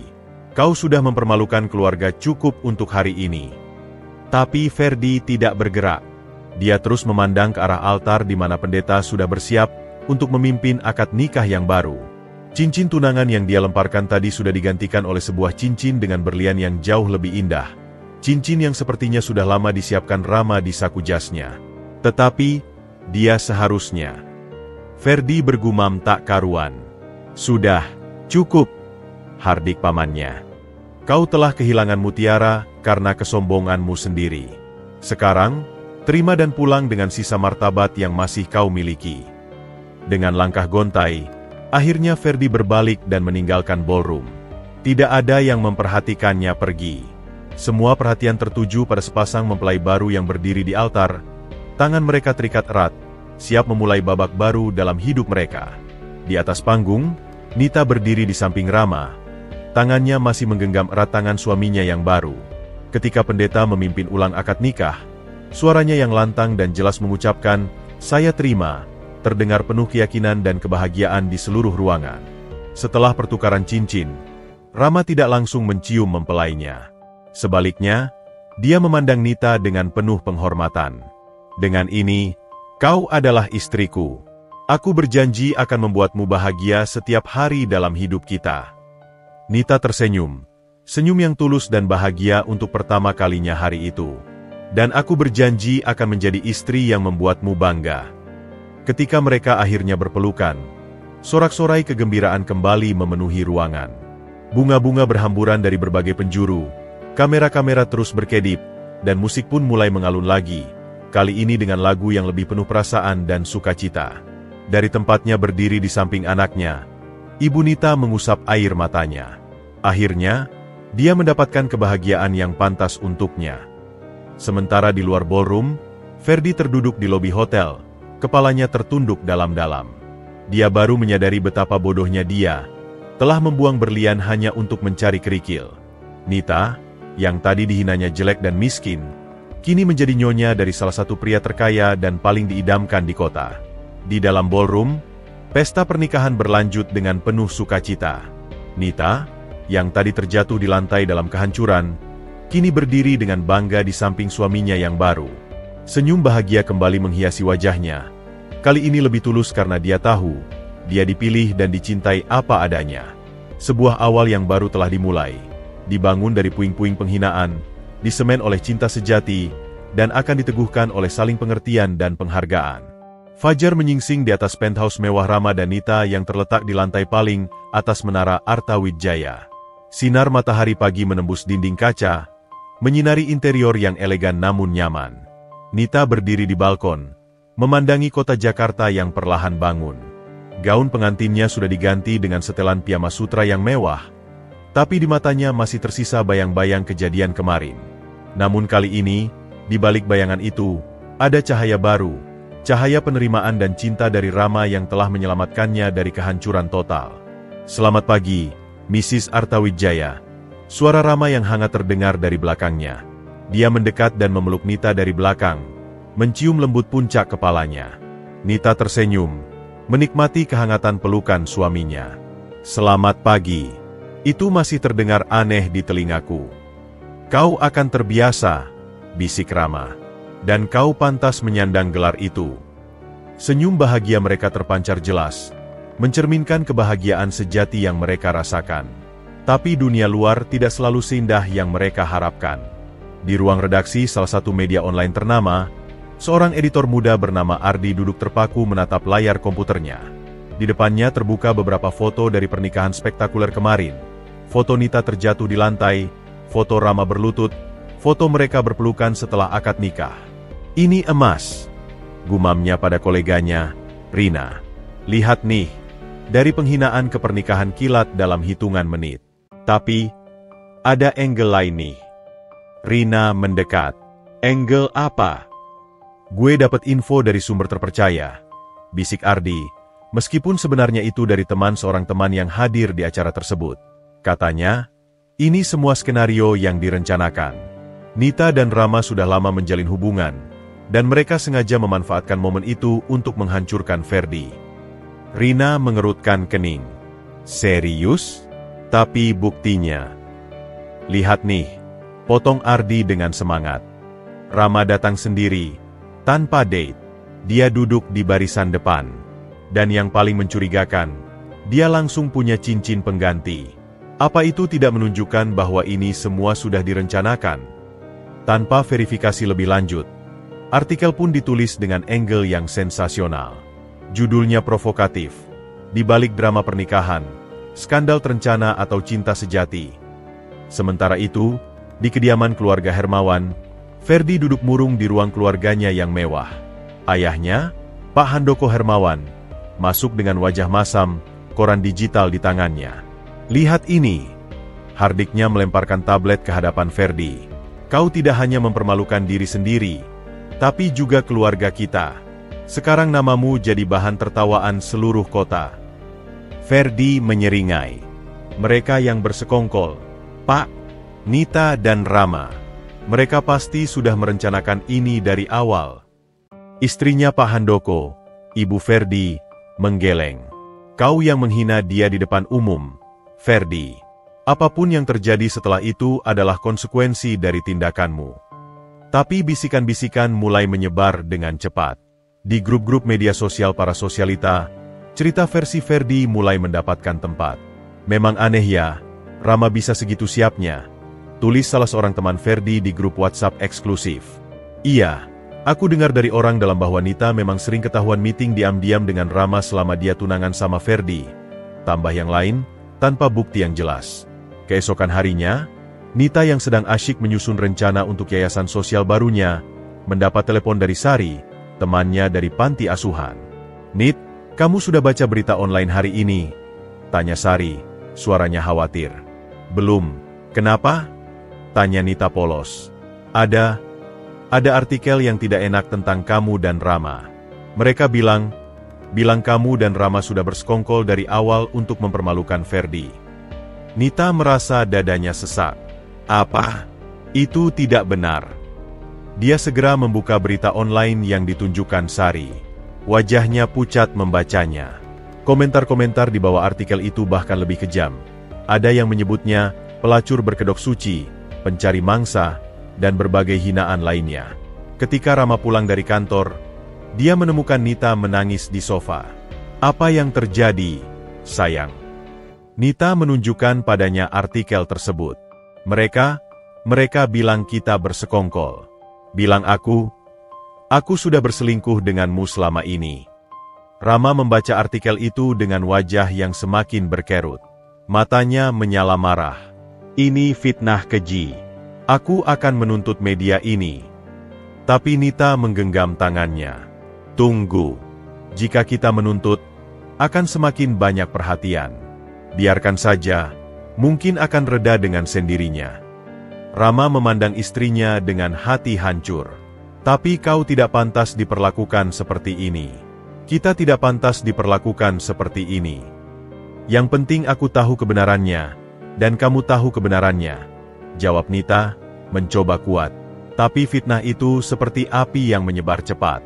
Esok harinya, lebih banyak media yang memberitakan dengan angle yang sama. Seorang, sumber dekat keluarga Hermawan, mengklaim memiliki bukti bahwa Nita dan Rama memang sudah terlibat hubungan lama. Tekanan mulai menghimpit kebahagiaan baru mereka. Senyum Nita mulai memudar, digantikan oleh keraguan dan ketakutan. Apakah orang akan selalu memandangnya dengan curiga? Apakah cinta sejati mereka akan selalu dipertanyakan karena cara bagaimana itu dimulai? Di balik semua ini, Ferdi duduk di klub eksklusifnya, tersenyum puas melihat kekacauan yang tercipta. Jika dia tidak bisa memiliki Nita, setidaknya dia bisa merusak kebahagiaannya. Tapi yang tidak dia sadari adalah, Badai fitnah ini justru akan menguatkan ikatan antara Rama dan Nita. Karena dalam setiap badai, pohon yang kuat akan berakar lebih dalam, dan cinta sejati akan bersinar lebih terang melawan kegelapan. Kediaman keluarga Hermawan bagaikan sebuah benteng yang dikepung aib dan kemarahan. Di ruang kerjanya yang megah dengan panel kayu mahoni dan perabotan antik, Pak Handoko Hermawan berdiri membelakangi putra semata wayangnya, kedua tangan terkepal erat di belakang punggung. Kaca jendela dari lantai ke langit-langit memamerkan pemandangan kolam renang infinity dan taman yang dipangkas sempurna.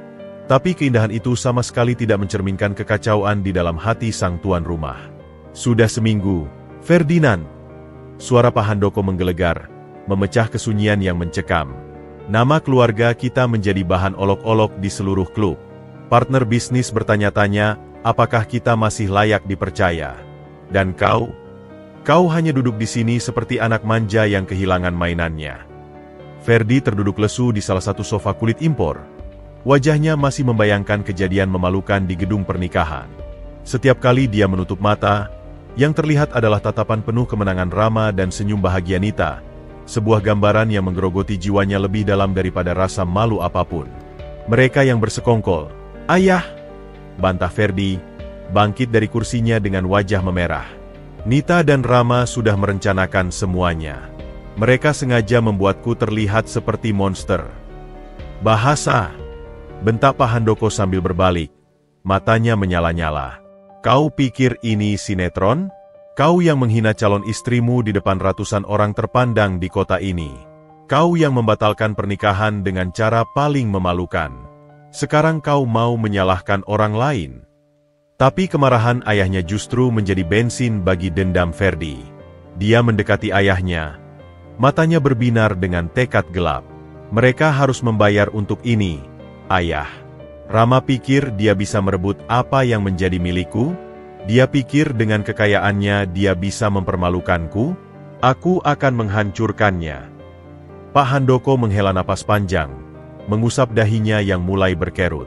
"Ferdi, dengarkan ayah. Ini bukan waktunya untuk balas dendam. Kita harus memperbaiki reputasi kita, bukan membuatnya lebih buruk." "Tidak," sergah Ferdi dengan mata liar. "Aku sudah menghubungi beberapa orang. Ada cara untuk menjatuhkan mereka tanpa melibatkan nama kita." Malam itu, di sebuah klub malam eksklusif di kawasan SCBD, Ferdi duduk di booth paling tersembunyi bersama 3 orang pria. Salah satunya adalah Doni, mantan karyawan grup Arta Wijaya yang dipecat karena ketidakjujuran. "Jadi, bagaimana, Doni?" tanya Ferdi sambil menyeruput whiskey-nya. "Kau bilang punya informasi yang bisa menjatuhkan Rama." Doni, pria berperawakan kurus dengan mata yang selalu berkedip-kedip, menyeringai. Rama itu terlihat sempurna, tapi sebenarnya dia punya banyak musuh di dalam perusahaannya sendiri. "Aku masih punya koneksi di sana. Ada beberapa proyek yang bisa kita sabotase." Pria kedua, seorang analis keuangan bernama Riko, menambahkan, "Grup Arta Wijaya sedang mengajukan pinjaman besar untuk ekspansi ke Eropa. Dengan laporan keuangan yang disesuaikan, kita bisa membuat bank ragu-ragu." Ferdi tersenyum puas. "Bagus. Lakukan. Uang bukan masalah." "Tapi ada satu hal lagi," kata pria ketiga, seorang investigator swasta bernama Anton. "Kita perlu menyerang dari sisi personal juga. Menghancurkan reputasi Nita." Ferdi mengangguk. Matanya berbinar. "Aku sudah memulainya. Tapi butuh lebih dari sekedar gosip." "Biar aku yang urus," janji Anton. "Aku akan menemukan bukti bahwa Nita memang tidak layak menjadi istri Rama." Keesokan harinya, badai mulai menerpa kehidupan baru Rama dan Nita. Pertama, datang kabar bahwa proyek properti andalan Rama di Surabaya tiba-tiba ditunda oleh pemerintah setempat karena masalah administrasi yang tidak jelas. "Tidak mungkin," gumam Rama saat menerima telepon dari direktur proyeknya. "Semua dokumen sudah lengkap. Ada yang main belakang di sini." Belum selesai kejutan pertama, datanglah kabar buruk kedua. Bank yang selama ini menjadi partner utama grup Arta Wijaya tiba-tiba menghentikan proses pencairan pinjaman untuk akuisisi perusahaan teknologi di Berlin. Mereka bilang ada ketidaksesuaian dalam laporan keuangan kuartal terakhir kita. Lapor CFO-nya melalui video call, wajahnya pucat. Tapi kita sudah memeriksa ulang. Semuanya benar. Sementara Rama berjuang menghadapi serangan bisnis, Nita menghadapi serangan yang lebih personal. Sebuah blog misterius mempublikasikan expose tentang latar belakang keluarganya, menggambarkan ibunya sebagai pengemis yang menyamar dan Nita sebagai wanita pemikat yang sudah lama mengincar kekayaan Ferdi. Yang paling menyakitkan adalah ketika sebuah foto editan beredar, gambar Nita dengan pakaian minim, disandingkan dengan foto aslinya yang sederhana. Captionnya menghina, "Dari pelacur jadi nyonya kaya." Nita menangis melihatnya. "Kenapa mereka membenciku begitu dalam? Apa salahku?" Rama memeluknya erat. "Mereka tidak membencimu, sayang. Mereka iri karena kau mendapatkan kebahagiaan yang tidak mereka miliki." Tapi serangan semakin menjadi. Seseorang bahkan mengirim paket berisi boneka yang ditusuk-tusuk ke penthouse mereka. Staf keamanan Rama menangkap pelakunya, seorang pemuda yang dibayar oleh investigator swasta yang bekerja untuk Ferdi. "Sudah cukup," kata Rama dengan suara dingin saat menghadapi bukti tersebut. "Aku tidak akan membiarkan siapapun menyakiti istriku." Dia mengadakan rapat darurat dengan tim hukum dan keamanannya. "Aku ingin setiap serangan terhadap istriku dan bisnis kita dilacak sampai ke akarnya. Dan aku ingin Ferdi Hermawan tahu, perang yang dia mulai akan berakhir dengan kehancurannya sendiri." Sementara itu, di balik semua kekacauan, Nita mulai menunjukkan kekuatan yang selama ini tersembunyi. Daripada bersembunyi, dia justru mengadakan konferensi pers kecil-kecilan di yayasan sosial yang sedang dirintisnya. "Saya tidak akan membiarkan kebencian menghentikan saya untuk berbuat baik," katanya dengan tegas di depan beberapa wartawan yang diundang. "Kebenaran akan berbicara dengan sendirinya." Pertempuran telah dimulai. Di satu sisi, ada dendam dan kebencian Ferdi yang membara. Di sisi lain, ada cinta dan keteguhan Rama dan Nita. Dan seperti api yang berkobar, pertempuran ini akan membakar segalanya, menghanguskan yang lemah, dan menempa yang kuat menjadi lebih kokoh lagi. Matahari terik menyinari lapangan parkir yayasan Harapan Nita, yang baru saja diresmikan. Nita berdiri dengan bangga di depan puluhan anak-anak dari berbagai panti asuhan, membagikan paket sekolah dan perlengkapan belajar. Senyum tulus mereka adalah obat terbaik bagi luka hatinya yang masih belum sepenuhnya pulih. Namun, di balik kegiatannya yang mulia ini, awan hitam fitnah terus menggelayuti hidupnya. "Nita, ada tamu untukmu," bisik Sari, temannya yang sekarang menjadi manajer yayasan. Nita berbalik dan wajahnya sedikit berkerut melihat seorang wanita berpenampilan necis dengan tas branded terbaru mendekatinya. Wanita itu dikenal sebagai Clara, salah satu sosialita yang aktif menyebarkan gosip tentangnya. "Nita, ya?" kata Clara dengan senyum tipis. "Wah, sibuk sekali ya mengurusi anak-anak jalanan. Cocok sekali dengan latar belakangmu." Nita menarik napas dalam, berusaha tetap sopan. "Ada yang bisa saya bantu, Ibu Clara?" "Oh, tidak.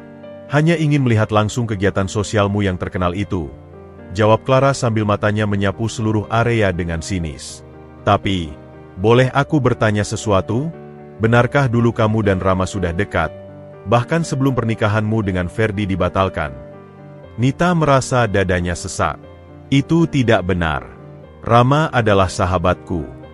Clara terkekeh. "Sahabat? Yang menikahimu segera setelah kamu dihina di altar? Wah, kebetulan yang sangat romantis sekali." Dia mendekat dan berbisik. "Banyak yang bilang, kamu memang sudah menjalin hubungan dengan Rama dan sengaja memancing Ferdi untuk menghinamu agar bisa beralih dengan mulus." Sebelum Nita sempat membalas, Clara sudah berbalik dan pergi dengan langkah percaya diri, meninggalkan Nita dengan perasaan tercabik-cabik. Malam harinya, di penthouse mereka, Nita terdiam memandangi lukisan abstrak di dinding ruang keluarga. Pikirannya masih diselimuti pertemuan tidak menyenangkan dengan Clara tadi siang. Rama pulang dengan wajah letih. Serangan bisnis dari Ferdi semakin menjadi-jadi, dan dia harus bekerja ekstra keras untuk menjaga perusahaan tetap stabil. "Sayang, kamu baik-baik saja?" tanya Rama sambil duduk di samping Nita. Nita mengangguk lemah. "Rama, bisakah kita berbicara sebentar?" "Tentu saja. Ada apa?" Rama memegang tangan Nita, merasakan ada yang tidak beres. Apakah kita terburu-buru?" Tanya Nita, suaranya bergetar. Maksudku, dengan pernikahan kita. Orang-orang di luar sana, mereka bilang banyak hal. Rama menghela napas. Nita, kita sudah membicarakan ini. Mereka tidak tahu apa-apa. Tapi, Nita menunduk. Bagaimana jika ada benarnya? Bagaimana jika kita memang terlalu terburu-buru karena situasi saat itu? Bagaimana jika nanti kamu menyesal? Menyesal. Rama memegang bahu Nita dengan lembut, memaksanya untuk menatap matanya. Mendapatkanmu adalah hal terbaik yang pernah terjadi dalam hidupku. Bagaimana mungkin aku menyesal? Tapi keraguan seperti benih yang sudah tertanam. Esok harinya, ketika Nita sedang merapikan berkas-berkas yayasan, dia menemukan sebuah surat tanpa nama pengirim. Isinya adalah klaim bahwa Rama memiliki hubungan rahasia dengan seorang wanita bernama Vanessa, dan bahwa pernikahan mereka hanyalah akal-akalan Rama untuk menutupi skandal tersebut. Darah Nita berhenti mengalir. Dia teringat pada beberapa kali Rama pulang larut dengan alasan meeting, pada beberapa panggilan telepon yang dijawabnya dengan suara rendah dan kemudian pindah ke ruangan lain. Saat Rama pulang malam itu, Nita menunggunya dengan surat di tangan. Rama, siapa Vanessa? Tanyanya langsung, suaranya gemetar. Rama terkejut. Vanessa? Dia adalah kepala departemen pengembangan bisnis kami. Kenapa? Nita menyodorkan surat itu. Surat ini mengatakan bahwa kamu dan dia memiliki hubungan rahasia. Rama membaca surat itu. Wajahnya berubah merah. Ini bohong. Siapa yang mengirim ini? Aku tidak tahu. Tapi, kamu sering pulang larut akhir-akhir ini. Dan ada beberapa telepon. Rama mendekati Nita. Wajahnya penuh kepedihan. Kamu tidak percaya padaku? Setelah semua yang kita lalui, Vanessa adalah karyawanku yang sudah menikah dan memiliki 2 anak. Kami sedang menyiapkan proyek rahasia untuk mengatasi serangan Ferdi. Tapi keraguan sudah terlanjur bersarang. Tapi mengapa harus rahasia? Mengapa tidak bisa kau ceritakan padaku? Karena aku tidak ingin membebanimu dengan masalah bisnis. Kamu sudah cukup menderita karena fitnah-fitnah itu. Suara Rama meninggi, frustrasi. Atau karena kamu memang menyembunyikan sesuatu? Tangis Nita. Mungkin orang-orang itu benar, mungkin kita memang tidak seharusnya menikah dengan terburu-buru seperti ini. Rama terdiam, napasnya berat. Dia melihat luka dan ketidakpercayaan di mata istrinya, dan itu menyakitkannya lebih dari serangan bisnis manapun. Dengarkan aku, Nita, kata Rama perlahan, berusaha menenangkan diri. Aku mencintaimu. Hanya kamu. Selalu kamu. Surat ini, gosip-gosip itu, semuanya adalah bagian dari rencana Ferdi untuk menghancurkan kita. Jangan biarkan dia menang dengan meragukan cinta kita. Nita menatap Rama, matanya berkaca-kaca. Di satu sisi, dia ingin percaya. Di sisi lain, ketakutan dan keraguan menggerogoti hatinya. Aku butuh waktu, bisiknya akhirnya, sebelum berbalik dan masuk ke kamar, meninggalkan Rama sendirian di ruang keluarga. Rama terjatuh di sofa, kepalanya tertunduk. Pertempuran melawan Ferdi di dunia bisnis adalah satu hal. Tetapi pertempuran melawan keraguan di hati orang yang paling dicintainya adalah hal yang sama sekali berbeda. Dia menyadari bahwa musuh terbesar mereka bukanlah Ferdi atau fitnahnya, melainkan ketidakpercayaan yang bisa tumbuh di antara mereka sendiri. Malam itu, untuk pertama kalinya sejak menikah, mereka tidur terpisah. Sebuah jarak yang tak terlihat mulai memisahkan mereka, dan Ferdi, dari kejauhan, tersenyum puas melihat strateginya mulai membuahkan hasil. Malam itu terasa panjang dan sunyi di penthouse mewah Rama dan Nita. Untuk pertama kalinya sejak menikah, mereka tidur terpisah. Nita di kamar tidur utama, Rama di kamar tamu. Jarak fisik beberapa meter saja terasa bagai jurang yang dalam, dipenuhi dengan keraguan dan luka yang belum tersembuhkan. Rama terbaring di tempat tidur kamar tamu, matanya menatap langit-langit gelap. Setiap kali dia menutup mata, yang terlihat adalah wajah Nita yang terluka dan penuh ketidakpercayaan. Rasa frustrasi membakar dadanya. Frustrasi karena tidak bisa melindungi istrinya dari luka yang disebabkan oleh fitnah keji, dan frustrasi karena Nita meragukan cintanya. Tidak, gumamnya keras di dalam kesunyian. Aku tidak akan membiarkan Ferdi memenangkan permainan kotornya ini. Dia bangun dari tempat tidur dan menuju ke ruang kerjanya. Komputer pribadinya menyala, memancarkan cahaya biru yang menerangi wajahnya yang tegang. Dia menghubungi Andi, asisten pribadinya, melalui panggilan video meskipun sudah larut malam. Andi, aku butuh semua informasi tentang Vanessa, latar belakang, rekam jejak, segala sesuatu. Dan aku ingin investigator kita melacak asal-usul surat fitnah itu. Perintah Rama, suaranya penuh tekad. Baik, bos. Tapi, ada masalah? Tanya Andi yang terlihat masih mengantuk. Masalah besar, Andi. Masalah yang mengancam pernikahanku. Sementara itu, di kamar tidur utama, Nita terbaring dengan mata bengkak. Dia memegang erat bantal, mencoba menenangkan dirinya sendiri. Dalam kesendiriannya, dia mulai merenungkan semua yang terjadi. Dia mengingat bagaimana Rama selalu ada untuknya, bagaimana dia menyelamatkannya dari kehancuran total, bagaimana dia memperlakukan ibunya dengan hormat, dan bagaimana dia mendukung sepenuhnya kegiatan sosial yayasannya. Apakah aku tidak adil padanya? Bisik Nita pada dirinya sendiri. Dia selalu jujur dan terbuka padaku. Mengapa aku begitu mudah terpengaruh oleh surat tak bernama itu?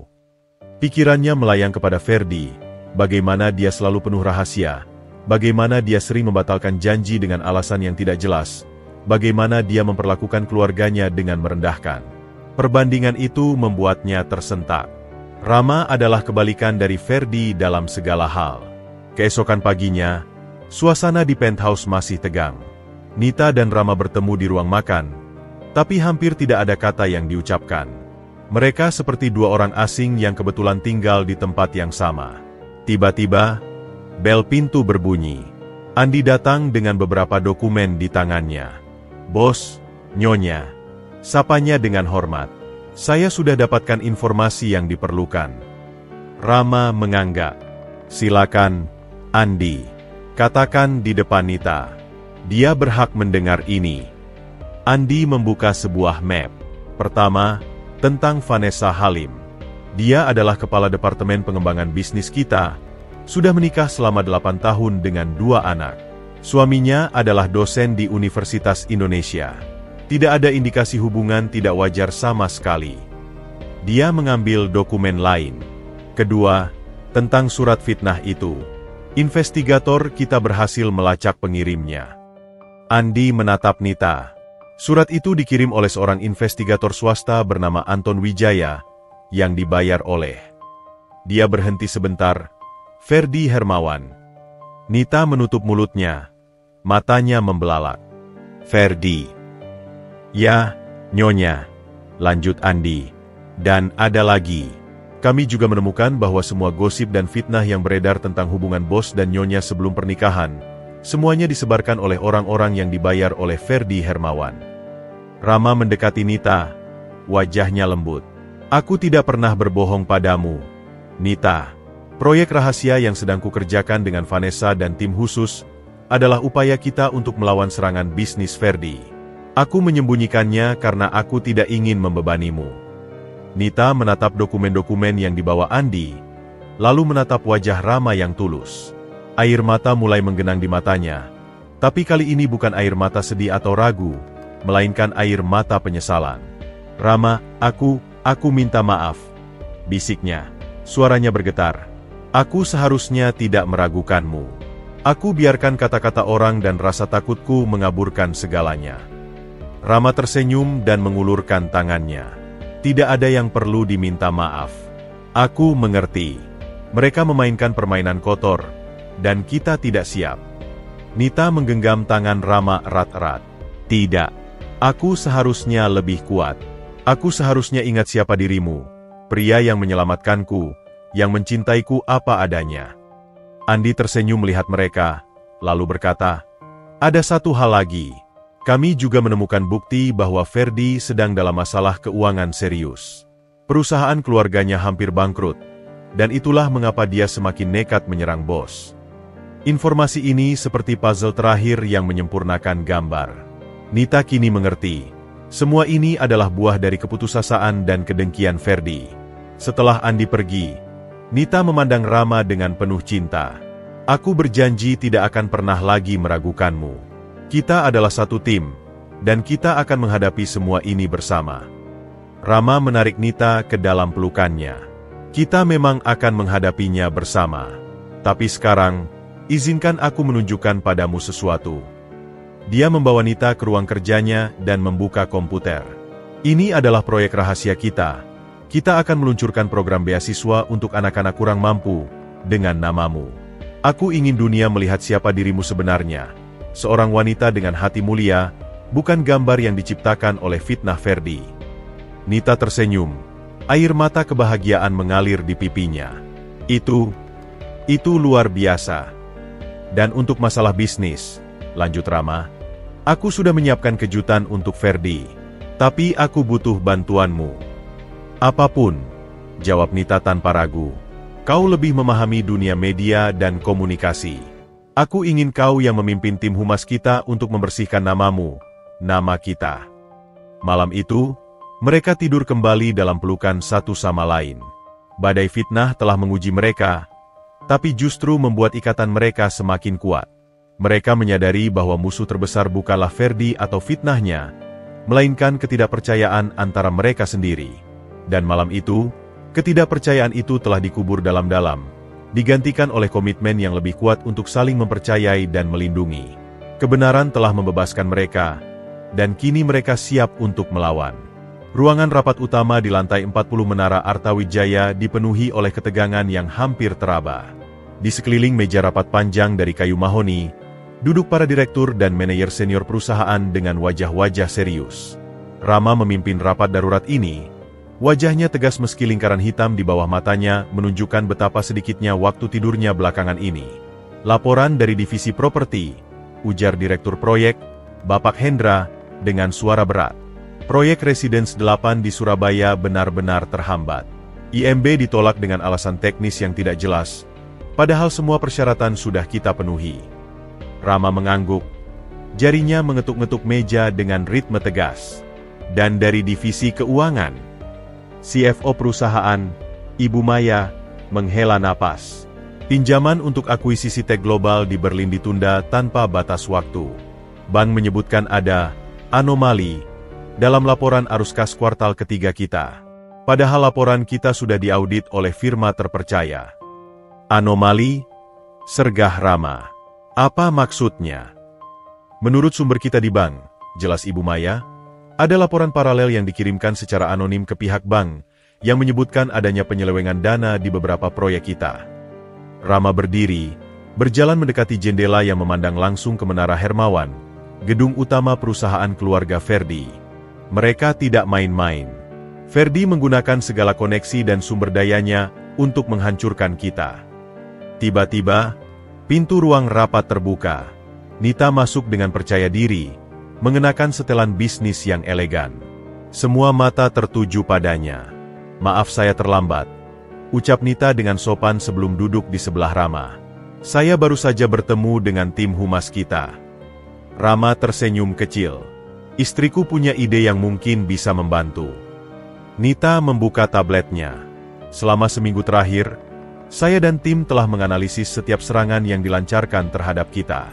Ada pola yang jelas. Semua serangan ini dirancang untuk membuat kita sibuk bertahan, bukan menyerang balik. Dia menampilkan diagram di layar. Ferdi menyerang dari 3 front: regulasi pemerintah, perbankan, dan media. Tapi dia punya kelemahan besar. Perusahaannya sendiri sedang bermasalah. Bapak Hendra mengerutkan kening. Apa maksudnya, Ibu Nita? Nita tersenyum. Saya telah berbicara dengan beberapa kontak lama di dunia sosial, teman-teman yang dulu dekat dengan Ferdi. Ternyata, perusahaan Hermawan Group sedang kesulitan likuiditas. Mereka menggantungkan diri pada proyek properti besar di Bali yang mandek karena masalah lingkungan. Rama menatap istrinya dengan kagum. Jadi sementara dia menyerang kita, pertahanannya sendiri lemah. Tepat sekali, jawab Nita.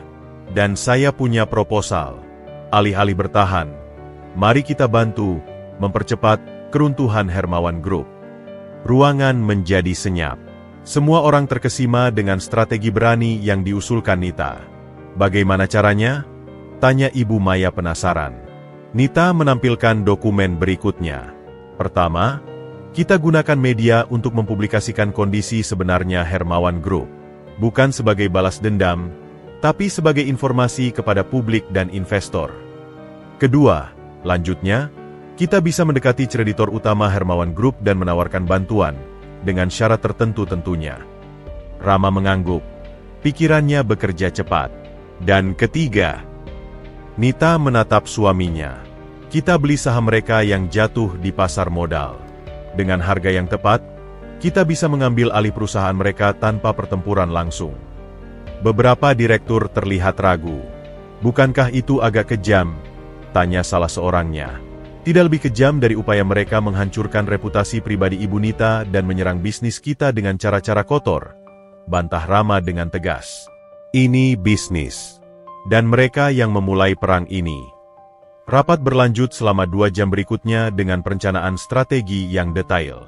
Nita ternyata memiliki insting bisnis yang tajam dan pemahaman media yang luar biasa. Dialah yang mengusulkan untuk meluncurkan kampanye corporate responsibility berskala besar tepat ketika serangan terhadap mereka mencapai puncaknya. Ketika mereka menyerang kita dengan kebohongan, kita akan membalas dengan kebenaran dan kebaikan, ujar Nita dengan keyakinan. Mari kita tunjukkan pada dunia perbedaan antara Arta Wijaya Group yang etis dan Hermawan Group yang putus asa. Sore harinya, ketika hanya berdua di ruangan kerja Rama, dia memandangi istrinya dengan penuh kekaguman. Aku tidak pernah menyangka kau memiliki bakat seperti ini, puji Rama. Nita tersenyum. Hidup sebagai anak yatim yang dibesarkan oleh ibu single fighter mengajarkanku untuk selalu punya rencana cadangan. Dan mengamati caramu menjalankan bisnis selama ini memberiku banyak pelajaran. Kau luar biasa, bisik Rama sambil mencium kening istrinya. Bersamamu, aku yakin kita tidak hanya akan bertahan dari badai ini, tapi akan keluar lebih kuat. Nita memandang ke arah menara Hermawan di kejauhan. Ferdi mengira dengan menghancurkan reputasiku, dia akan membuatku lemah. Tapi yang tidak dia pahami adalah, setiap kali dia mencoba menjatuhkanku, dia justru mengajariku cara untuk bangkit lebih tinggi. Esok harinya, pertempuran bisnis memasuki babak baru. Ketika media mulai memberitakan tentang masalah keuangan Hermawan Group, harga saham mereka mulai anjlok. Sementara itu, kampanye sosial Arta Wijaya Group yang dipimpin Nita mendapatkan perhatian positif dari masyarakat. Ferdi, yang semakin terdesak, mulai melakukan kesalahan-kesalahan fatal. Dalam keputusasaannya, dia malah mempercepat keruntuhan perusahaannya sendiri. Dan di puncak menara Arta Wijaya, sepasang suami istri berdiri bersama, siap menghadapi setiap tantangan dengan keyakinan bahwa kebenaran dan kebaikan akan selalu menang pada akhirnya. Ruang kontrol media di kantor pusat Arta Wijaya Group berdenyut dengan energi yang terfokus. Layar-layar monitor raksasa menampilkan real-time analytics dari berbagai platform media sosial, sementara tim humas yang terdiri dari 15 orang bekerja dengan intensitas tinggi. Di tengah pusat keributan inilah Nita berdiri, mengenakan headset dan dengan percaya diri mengkoordinir setiap aspek dari kampanye balasan mereka. Tim A, terus pantau trending topik tentang artikel terbaru dari Business Digest. Perintah Nita, matanya tetap tertuju pada beberapa layar sekaligus. Tim B, siapkan press release kita tentang program beasiswa baru. Tim C, pastikan dokumentasi kegiatan sosial kita di daerah terpencil sudah siap untuk dirilis. Rama yang baru saja masuk ruangan, terpana melihat istrinya yang begitu menguasai situasi. Dia diam-diam memperhatikan dari pintu, tidak ingin mengganggu konsentrasi Nita. Satu hal yang perlu diingat, lanjut Nita kepada seluruh tim, suaranya jelas dan penuh wibawa. Kita tidak akan membalas fitnah dengan fitnah. Kita akan membalas kebohongan dengan fakta, dan kebencian dengan kebaikan. Itulah yang membedakan kita dari mereka. Salah satu anggota tim muda mengangkat tangan. Ibu Nita, media sosial masih dipenuhi dengan komentar negatif tentang latar belakang ibu. Apakah kita perlu mengeluarkan pernyataan khusus? Nita tersenyum. Sebuah ekspresi yang kini penuh dengan ketenangan dan penerimaan diri. Tidak perlu, Rina. Biarkan mereka berbicara. Fokus kita adalah menunjukkan apa yang sedang kita lakukan sekarang, bukan membela apa yang terjadi di masa lalu. Setelah memberikan instruksi terakhir, Nita akhirnya menyadari kehadiran Rama. Dia melepas headset dan mendekati suaminya. Kau luar biasa, puji Rama, memandangi istrinya dengan takjub. Aku tidak menyangka kau bisa menguasai ruangan seperti itu. Nita mengangkat bahu.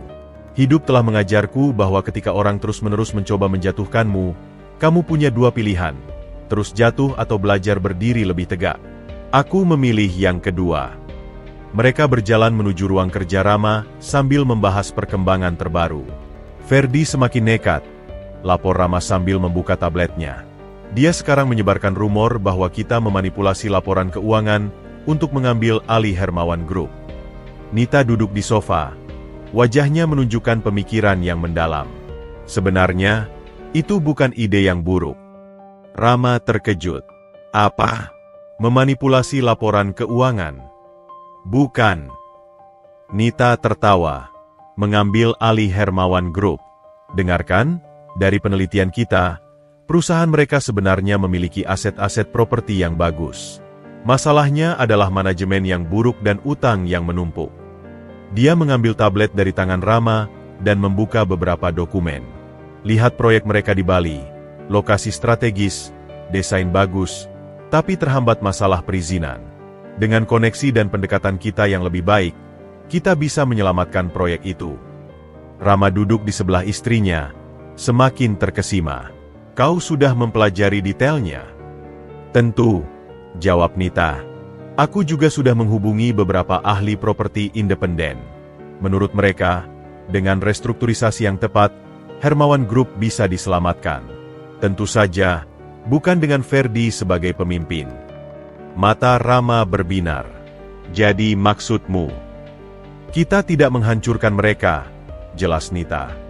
Kita menyelamatkan perusahaan itu, menyelamatkan pekerjaan ribuan karyawan mereka, dan mengembalikan kepercayaan investor.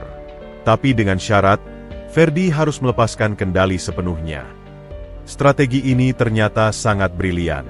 Esok harinya, tim Artawijaya Group mulai melakukan pendekatan kepada kreditur utama Hermawan Group. Nita sendiri yang memimpin negosiasi dengan beberapa bank besar. Di sebuah ruang rapat bank sentral, Nita duduk berhadapan dengan 3 direktur bank. Semuanya pria berusia 50-an yang jelas-jelas meragukan kemampuannya. Kami menghargai proposal ibu, kata salah satu direktur dengan nada merendahkan. Tapi ini adalah urusan bisnis yang sangat kompleks. Mungkin lebih baik suami ibu yang menanganinya. Nita tidak tersinggung. Dia malah tersenyum dan membuka presentasinya. Bapak-bapak yang terhormat, izinkan saya menunjukkan mengapa justru sayalah orang yang tepat untuk menangani ini. Selama 30 menit berikutnya, Nita memaparkan analisis mendetail tentang kondisi Hermawan Group, lengkap dengan strategi penyelamatan yang matang dan perhitungan ROI yang mengesankan. Dia menjawab setiap pertanyaan teknis dengan lancar dan percaya diri. Dan yang paling penting, tutup Nita, dengan menyelamatkan Hermawan Group, bapak-bapak tidak hanya menyelamatkan investasi ban ini, tapi juga ribuan pekerjaan dan seluruh ekosistem bisnis yang bergantung pada perusahaan tersebut. Para direktur bank itu terpana. Salah satunya bahkan mengeluarkan kata-kata pujian. Ibu Nita, saya harus mengakui, saya salah. Presentasi ini adalah yang terbaik yang pernah saya lihat dalam 20 tahun karir saya. Sementara Nita unggul di front negosiasi, Rama fokus pada aspek hukum dan teknis. Mereka menjadi tim yang sempurna. Nita dengan kecerdasan emosional dan strategi komunikasinya, Rama dengan ketajaman bisnis dan jaringan luasnya. Dalam waktu seminggu, mereka berhasil meyakinkan kreditur utama untuk mendukung rencana restrukturisasi. Harga saham Hermawan Group yang sempat anjlok, mulai stabil ketika berita tentang rencana penyelamatan oleh Artawijaya Group mulai beredar. Puncaknya adalah ketika Nita dan Rama mengadakan konferensi pers bersama. Di hadapan puluhan wartawan, Nita berbicara dengan elegan dan penuh wibawa. Keputusan kami untuk membantu Hermawan Group bukanlah tentang balas dendam. Jelas Nita di depan kamera-kamera yang berkedip. Ini tentang tanggung jawab sosial korporat, tentang menyelamatkan ribuan pekerjaan, dan tentang menunjukkan bahwa dalam bisnis, kita bisa bersaing tanpa harus saling menghancurkan. Rama yang berdiri di sampingnya, memandangi istrinya dengan bangga. Dia ingat betul wanita pemalu yang sempat hancur di altar pernikahan beberapa bulan lalu. Kini, di hadapannya berdiri seorang pemimpin yang percaya diri, kuat, dan visioner. Setelah konferensi pers, ketika mereka berdua saja di dalam mobil, Rama menggenggam tangan Nita. "Aku bangga padamu," bisiknya. "Kau tidak hanya membantu menyelamatkan perusahaan kita dari serangan Ferdi, tapi kau melakukannya dengan cara yang membuat kita semua menjadi lebih baik." Nita menatap suaminya dengan mata berbinar. "Aku hanya membuktikan bahwa seorang wanita tidak boleh diremehkan. Bahwa latar belakang sederhana bukanlah halangan untuk menjadi besar. Dan yang paling penting, bahwa cinta sejatimu telah memberiku kekuatan untuk menjadi versi terbaik dari diriku sendiri." Di kejauhan, Ferdi menyaksikan konferensi pers itu dari televisi di kantornya yang sekarang hampir sepi. Wajahnya pucat, menyadari bahwa dia tidak hanya kalah dalam pertempuran bisnis, tapi juga telah menciptakan monster yang jauh lebih kuat dari yang pernah dia bayangkan. Seorang Nita yang percaya diri dan tangguh, didukung oleh cinta dan sumber daya yang hampir tak terbatas.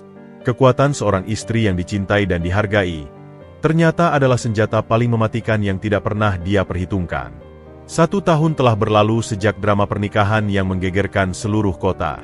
Di ballroom hotel yang sama, dengan dekorasi yang bahkan lebih megah, suasana kali ini dipenuhi kebahagiaan yang tulus dan tanpa bayang-bayang ketegangan. Ini adalah pesta ulang tahun pernikahan pertama Rama dan Nita, sekaligus pengumuman resmi Nita sebagai CEO baru dari divisi properti dan sosial Arta Wijaya Group. Nita berdiri di depan cermin di ruang persiapan, mengenakan gaun evening gown berwarna emas yang sederhana namun elegan.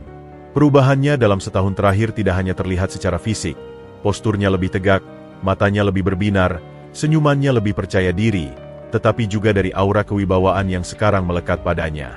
"Sudah siap, sayang." Rama muncul dari belakang, mengenakan setelan jas yang sempurna. Matanya memancarkan kekaguman yang sama seperti saat pertama kali melihat Nita dalam gaun pengantinnya. Nita berbalik dan tersenyum. "Lebih dari siap. Aku sudah menunggu hari ini." Mereka berjalan menuju ballroom dengan tangan terikat erat. Ketika pintu terbuka, sorak-sorai kegembiraan menyambut mereka. Tamu-tamu yang hadir bukan hanya para elit bisnis dan selebriti, tetapi juga anak-anak dari Yayasan Nita, staf-staf perusahaan, dan tentu saja, Ibu Nita yang duduk di tempat terhormat dengan air mata kebahagiaan berlinang. Setelah menari pembuka, Rama mengajak Nita ke podium. Suasana langsung hening ketika Rama mengambil mikrofon. "Bapak-bapak, ibu-ibu, teman-teman sekalian." Mulanya Rama, suaranya hangat dan bangga. "Setahun yang lalu, di tempat yang sama, hidup kami berdua berubah selamanya." Dia memandang Nita dengan penuh cinta. "Banyak yang mengira pernikahan kilat kami adalah awal dari bencana. Tapi yang terjadi justru sebaliknya. Itu adalah awal dari kebahagiaan sejati kami." Rama kemudian mengumumkan perubahan struktur perusahaan. "Hari ini, dengan bangga saya umumkan bahwa Nita Arta Wijaya resmi menjadi CEO divisi properti dan sosial Arta Wijaya Group. Dialah yang menyelamatkan proyek Hermawan Group di Bali dan mengubahnya menjadi kawasan wisata berkelanjutan terbaik di Indonesia." Tepuk tangan meriah menggema di seluruh ruangan. Nita maju mengambil mikrofon. Matanya berbin-binar. "Terima kasih," ujarnya, suaranya jelas dan penuh keyakinan. "Setahun yang lalu, saya berdiri di tempat ini sebagai seorang wanita yang hancur, dipermalukan, dan dihinakan. Tapi saya belajar bahwa penghinaan hanya bisa melukai kita jika kita mengizinkannya." Dia memandang sekeliling ruangan, membuat kontak mata dengan banyak tamu yang hadir.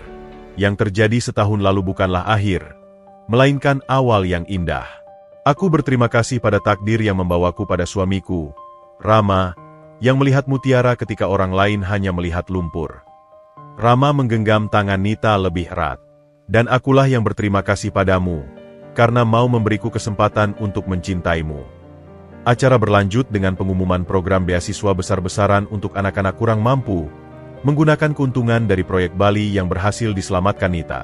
Di sudut ruangan, jauh dari keramaian, seorang pria dengan penampilan lusuh mengamati semua ini dari balik pintu. Ferdi Hermawan, yang sekarang kehilangan hampir segalanya, menyaksikan dengan perasaan hampa. Perusahaannya telah diambil alih dan diselamatkan oleh Arta Wijaya Group, dan dia sendiri sekarang hanya menjadi penasihat minor tanpa kekuasaan nyata. Dia melihat Nita yang begitu bersinar, begitu percaya diri, begitu dihormati. Dan dia melihat Rama, yang dengan bangga berdiri di samping istrinya, tidak pernah melepaskan genggamannya. Seorang pelayan lewat dan tanpa sengaja menumpahkan minuman di lantai dekat Ferdi. "Maaf, Tuan," kata pelayan itu dengan sopan. Ferdi mengangguk pahit. "Tidak apa. Aku sudah terbiasa dengan kekacauan." Dia memutuskan untuk pergi, tapi sebelum pergi, sempat menangkap pandangan Nita. Untuk sepersekian detik, mata mereka bertemu. Alih-alih kebencian atau kemarahan, yang dilihat Ferdi di mata Nita adalah belas kasihan. Itu yang paling menyakitkan baginya. Nita tidak marah, tidak dendam. Dia hanya memandang Ferdi dengan pandangan yang sama seperti dia memandang anak-anak yatim di yayasannya, seorang yang butuh pertolongan. Ferdi cepat-cepat pergi, menyadari bahwa kekalahan terbesarnya bukanlah kehilangan perusahaan, tapi kehilangan wanita yang dulu mencintainya tulus, dan sekarang bahkan tidak menganggapnya layak untuk dibenci. Pesta terus berlanjut dalam sukacita. Ketika semua tamu sudah pulang, Nita dan Rama berdiri di balkon hotel, memandangi gemerlap lampu kota. "Apakah kau bahagia?" tanya Rama, memeluk Nita dari belakang. Nita mendekatkan diri pada pelukan suaminya. "Lebih dari bahagia. Aku akhirnya menemukan diriku yang sebenarnya. Dan itu berawal dari penghinaan di altar ini setahun yang lalu." Mereka berdiri dalam keheningan yang nyaman selama beberapa saat, sebelum Nita berkata lagi, "Kau tahu, kadang aku berpikir, seandainya Ferdi tidak menghinaku hari itu, mungkin aku masih terjebak dalam ilusi, mencoba menjadi seseorang yang bukan diriku untuk menyenangkan orang lain." Rama mencium puncak kepala Nita. "Kadang luka terbesar justru membawa kita pada kebahagiaan terbesar. Yang penting kita belajar bangkit, dan tidak membiarkan kepahitan menggerogoti hati kita." Nita berbalik dan menatap mata suaminya. "Aku mencintaimu, Rama. Terima kasih telah melihat nilai diriku ketika aku sendiri tidak bisa melihatnya. Dan aku mencintaimu, Nita.